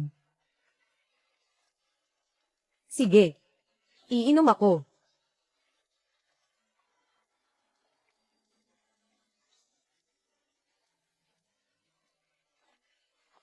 Magaling. Pag-usapan natin ang presyo. Dalhin ang alak.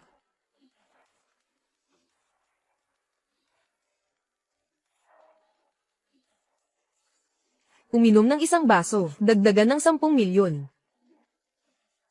Hindi ba't napag-usapan na, pagkatapos uminom, magtutulungan tayo. Pumayag lang ako sa pagtutulungan. Hindi ko sinabi ang presyo. Bata. Gusto mong makipagnegosyo kay Kuya Nueve. Kailangan mong sundin ang mga patakaran ko.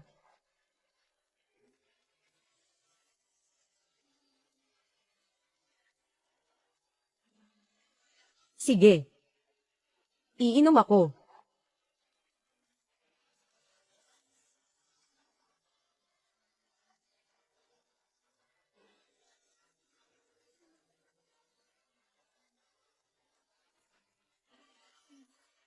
Hindi ko na kaya pang uminom. Magaling. Sa lahat ng mga nakilala ko, ikaw ang pinakamatagal na nagtiis. Pero, 7 lang ito lahat. Kung susuriin ayon sa presyo, mukhang ang Frost Snow International ninyo ay hindi makakabawi sa puhunan.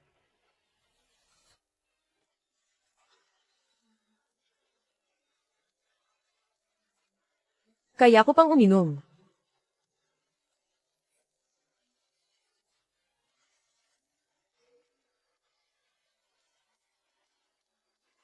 Iinom ako. Ikaw, paano? Hindi pa ba sapat?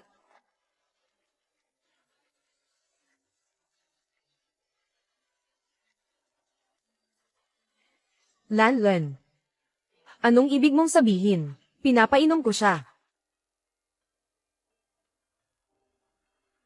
Kayo po ba si Ginoong Nueve? Magpapakilala ako. Ako si Chinlan, presidente ng Frost Snow Group. Si Lu Yuan ay tao ko. Kung umiinom ako, umiinom siya. Pareho lang kami.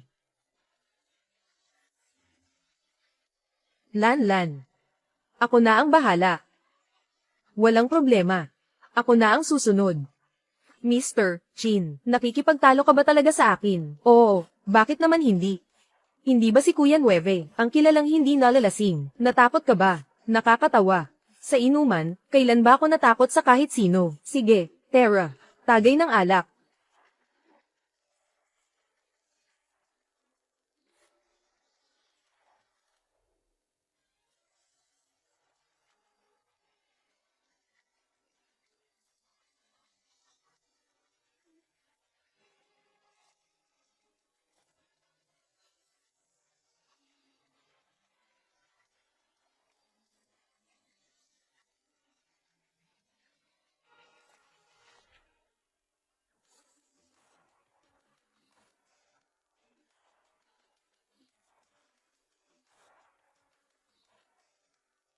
Ginoong Chin, sumuko ka na ngayon.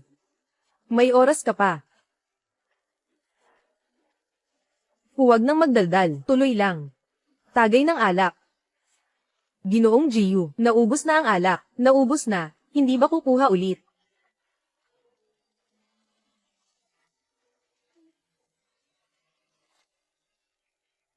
Tuloy lang. Sino ang natatakot kanino?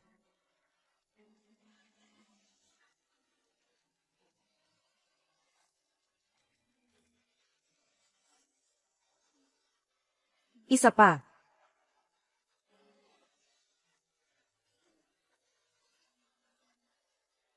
Isa pa. Hindi ba't isa lang siyang gwapong binata? Kung ibigay ko siya, ano naman? Huwag masyadong madaldal. Kung may tapang ka, ituloy mo ang pag-inom. Sige. Panalo ka. Sa inyo na ang proyekto.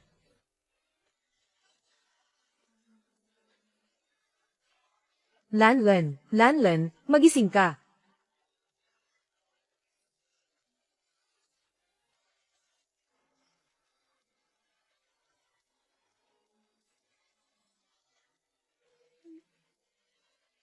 Lanlan, uminom ka ng tubig.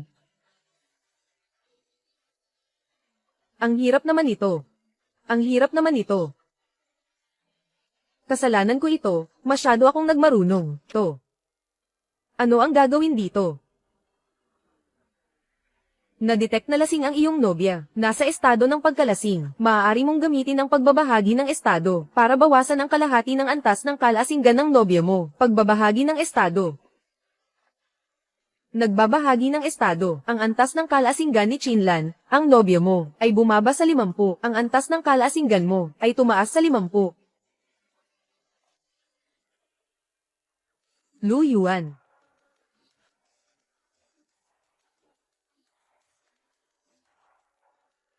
Lu Yuan. Lu Yuan.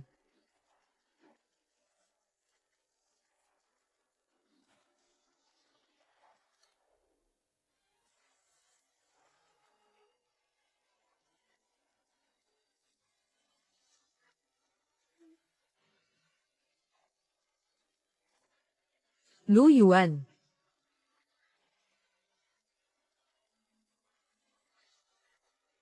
Ano bang ginawa ko, kagabi? Lanlan. Lanlan.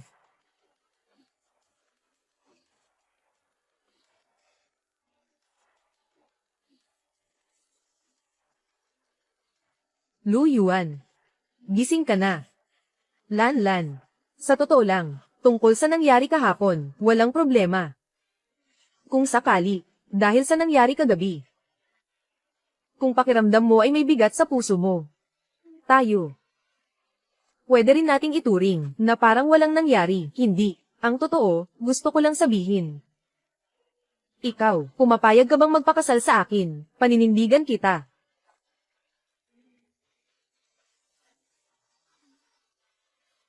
Ako. Handa ako.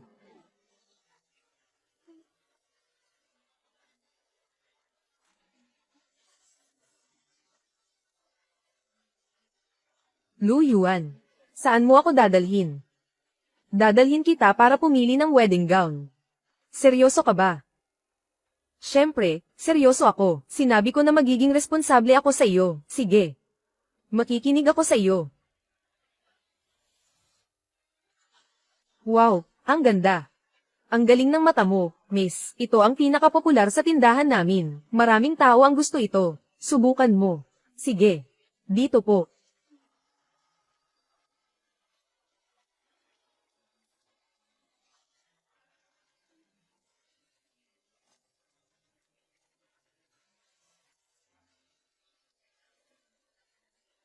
Maganda ba? Maganda, sobrang ganda. Piliin na lang natin ito. Oo. Kung gusto mo, ayos lang. Chin Yu. Bibili rin kayo ng damit pangkasal. Lu Yuan, dinala mo siya para bumili ng damit pangkasal dito. Kaya mo bang bayaran ito? Hindi mo na kailangang mag-alala. Lanlan, alis na tayo. Sandali lang. Aling wedding gown ang suot niya? Bakit hindi ko nasubukan iyon, miss? Nakalimutan mo, sinubukan mo kanina, pero hindi mo nagustuhan, kaya iniwan mo. Oo nga, Xiaoyu, itong damit na ito, hindi bagay sa'yo, masyadong low class. May mga tao talaga, na mahilig magsuot ng mga pinaglumaan mo. Ate, pareho ka pa rin ng dati. Laruan, ginagamit mo ang tira ko, pati ang wedding gown. Ilangan piliin ang ayaw ko, Huwag mo silang pansinin, ang mahalaga, gusto mo. Oo. Manager, pakibalot na po.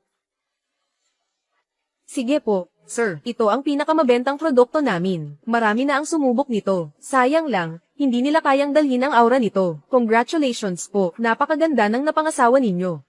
Nagbago ang isip ko, kukunin ko ang suot niya. Miss, binayaran na ng ginoong ito ang wedding gown na ito. Baka gusto ninyong tingnan ang iba pang mga gown. Hindi pwede, gusto ko itong gown na ito. Ang domineering mo naman. Ang gown na ito ay kami ang unang nagsukat. Sino ang nagsabing kayo ang unang pumili nito? Siya ang unang nagsukat. Kanina lang, ayaw nyo pa nga dito. Ngayon palang nagbabago ng isip. Ay, hindi ba pwedeng magbago ng isip? Kayo naman ay masyadong hindi makatarungan.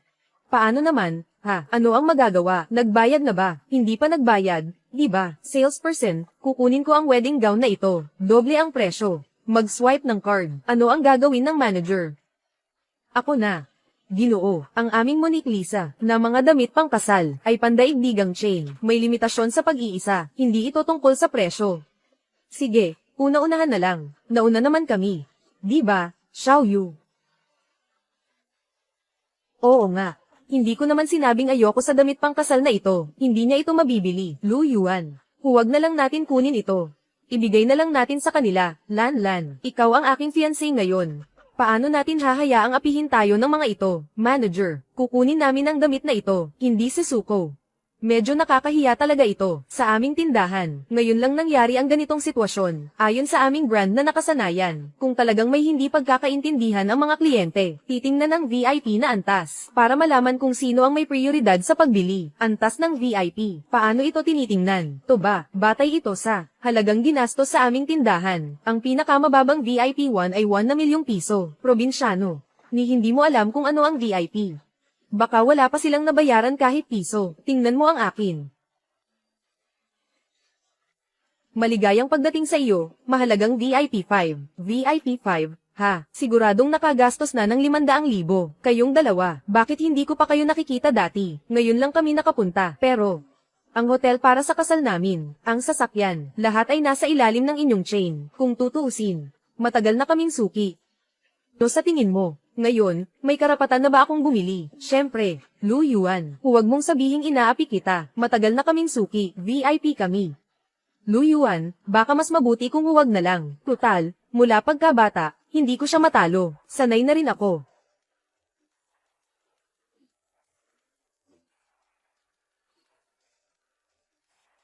VIP sa paliparan. VIP sa hotel. Meron na.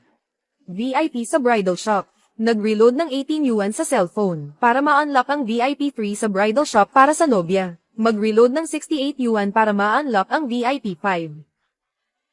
Lanlan, sisiguraduhin kung maipaghiganti kita. Anong tinatayo-tayo mo dyan? Tulungan mo siyang habarin ito. Ha? Oo nga pala.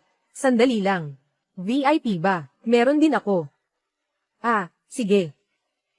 Maligayang pagdating, iginagalang na VIP 1. VIP 1. Nag-load ka ng pansamantalang piso. Para saan ba yan? Ang mga sasakyan ng aming hotel. Galing lahat sa tindahang ito. Ang gastos dito ay 500,000. Huwag kang magmadali. Dahan-dahan lang sa pag-reload ng pera. Dahan-dahan lang. Mukhang hindi mo alam ang halaga ng pagiging VIP. Ano? Ang VIP 5 ay nagkakahalaga ng 500,000. Ang VIP 6 naman ay 1,000,000. Bawat antas pataas ay parang astronomical na halaga. Saan ka kukuha ng pang-reload? Lu Yuan. Huwag na lang tayo. Mag-aksaya ng pera sa ganitong lugar. Umalis na lang tayo. Huwag mag-alala. May diskwento ako sa pag-recharge. Sige. Ay recharge mo ako. Na-recharge na ng 88 yuan. Binabati si Ji Lu Yuan sa pag-unlock ng VIP 6. Nag-recharge ng 198 yuan. Pag-unlock ng VIP 8. Nag-recharge ng 328 yuan. Binabati si Ji Lu Yuan sa pag-unlock ng VIP 10. Nag-recharge ng 648 yuan. Binabati ang Ginoo sa pag-unlock ng VIP 14. Nag-recharge ng 888 yuan. Binabati si Ginoong Lu Yuan sa pag-unlock ng VIP 15. Lahat ng staff. Pakitandaan, lahat ng staff, malugod na tinatanggap ang Supreme VIP.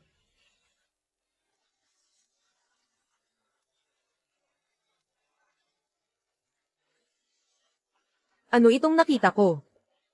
Namamalikmata ba ako kanina? Ang Ginoo kanina ay tila nagliliwanag. Ang liwanag na iyon ay parang ang liwanag ng Supreme VIP. Ang huling VIP 15 ay prinsipe pa ng Dubai branch. Paano ito bibilangin? Kayo ay VIP 5.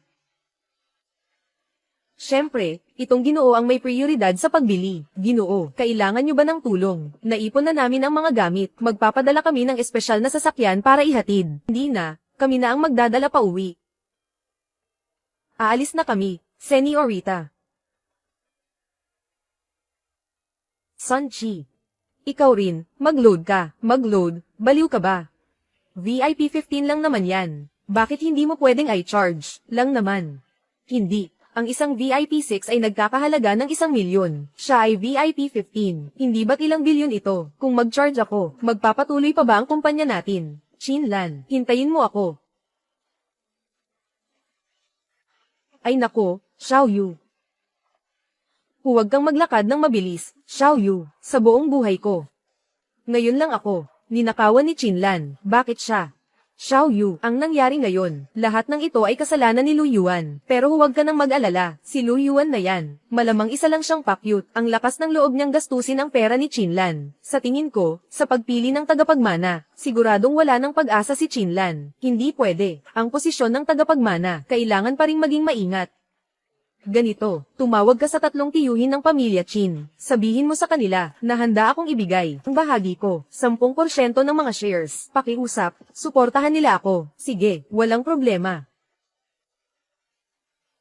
Ngayon, dito mismo, ay magpapasya sa tagapagmana ng pamilya Chin. Lu Yuan, medyo kinakabahan ako. Ano ang gagawin ko? Huwag kang kabahan. Kahit hindi ikaw ang tagapagmana ng pamilya Chin, asawa pa rin kita. Nandito ako, at saka dala mo ang anak natin. Basta ang mahalaga, ligtas at buo ang pamilya natin. Mas mahalaga kaysa sa lahat. Handa ka na bang lumipat?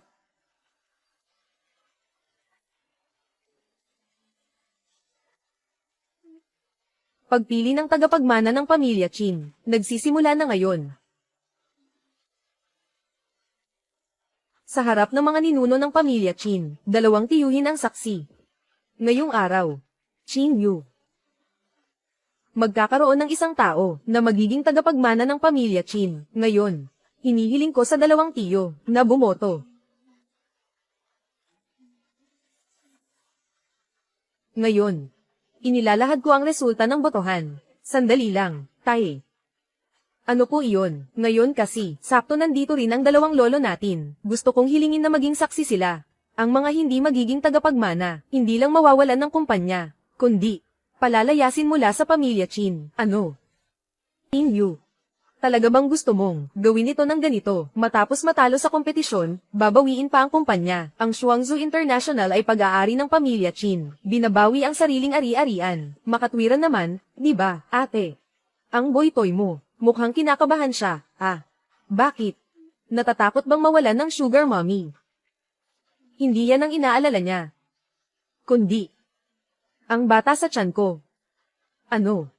Xiaolan, buntis ka.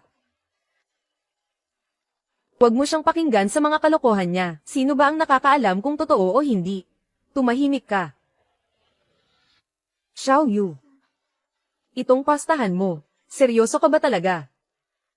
Talagang wala kang iniwang kahit konting paraan para kay ate. Buntis siya, alam mo. Tay. Mula pagkabata, tinuruan niyo ako na sa pamilya Chin, walang malalim na pagmamahalan ng magkapatid. Isa lang ang maaaring maging tagapagmana. Labanan para sa pagmamana. Laging ganito ang nangyayari. Kung ganun. Sige na nga. Mga tiyo. May opinyon ba kayo? Sige. Paunan. Ibabalik ang kumpanya. Palalayasin sa pamilya Chin. Ngayon. Iaanunsyo ko ang resulta ng botohan.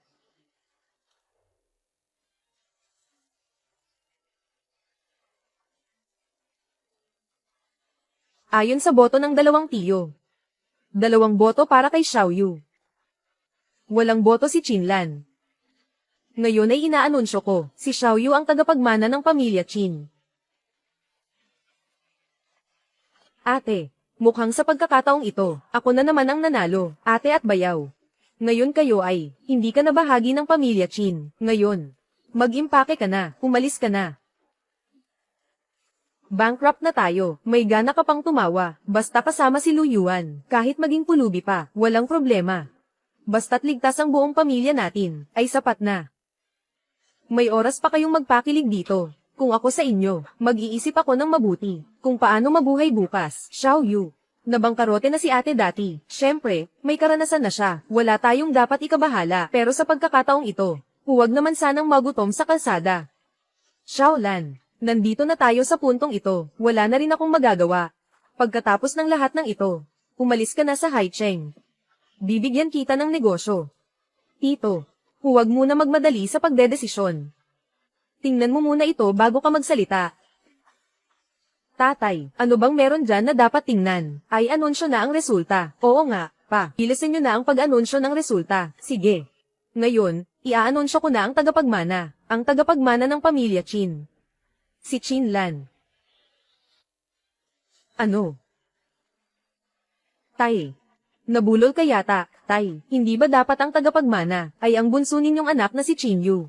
Hindi ako nagkamali. Ang tagapagmana ng pamilya Chin ay talagang si Chinlan. Itay. Hindi ako sang-ayon. Paano mo nagawang basta-basta piliin siya bilang tagapagmana? Oo nga, Itay. Kung usapan ay kakayahan at mga nagawa, si Xiaoyu ang nararapat. At saka, ang dalawang tiyuhin, lahat ito ay suporta para kay Xiaoyu, Tay. Hindi ba labag ito sa patakaran? Patakaran. Tingnan nyo na lang mismo. Ito. Presyo ng stock. Kanino ang presyo ng stock? Siyempre, ang Lanlan Company. Ang presyo ng stock ng Shuangzhou International. Ano? Ang Shuangzhou International ay naging publiko. Oo nga. Sa unang araw ng paglabas ng Shuangzhou International, nagdoble agad ang presyo ng stock. Ngayon, ang halaga nito sa merkado ay 6 na beses ng pamilya Chin. Ngayon naiintindihan nyo na. Ngayon hindi si Xiaolan ang nangangailangan sa pamilya Chin. Ang pamilya Chin ang nangangailangan kay Xiaolan. Imposible. Posible. Plano nyo na ito mula pa sa simula, hindi ba? Pagpapalista ng kumpanya. Paano ang plano? Talagang si Chinlan ang nanalo, at nanalo siya ng lubos. Hindi. Paano ako matatalo? Paano ako matatalo? Simula bata pa lang, hindi pa niya ako natatalo. Pati ang dalawang tiyo ay sumusuporta sa akin. Hindi ako natalo. Lumabas na ang resulta ng tagapagmana. Ayon sa postahan, bawiin ang Qingyu Group. At si Qingyu ay palayasin sa pamilya Chin. Tatay, imposible. Hindi mo pwedeng paalisin ako, Itay.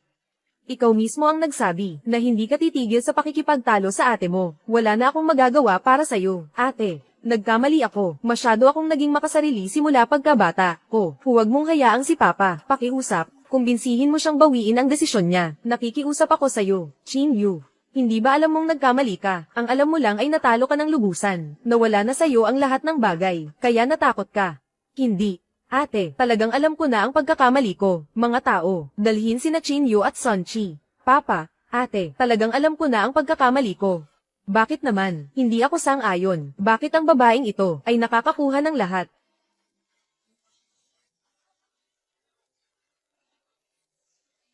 Lu Yuan, magaling ang ginawa mo. Simula ngayon, si Lanlan ay ipinagkakatiwala ko sa'yo. Alagaan mo siya ng mabuti, at ang apo kong lalaki. Huwag kang mag-alala, tiyo. Aalagaan ko ng mabuti si Lanlan.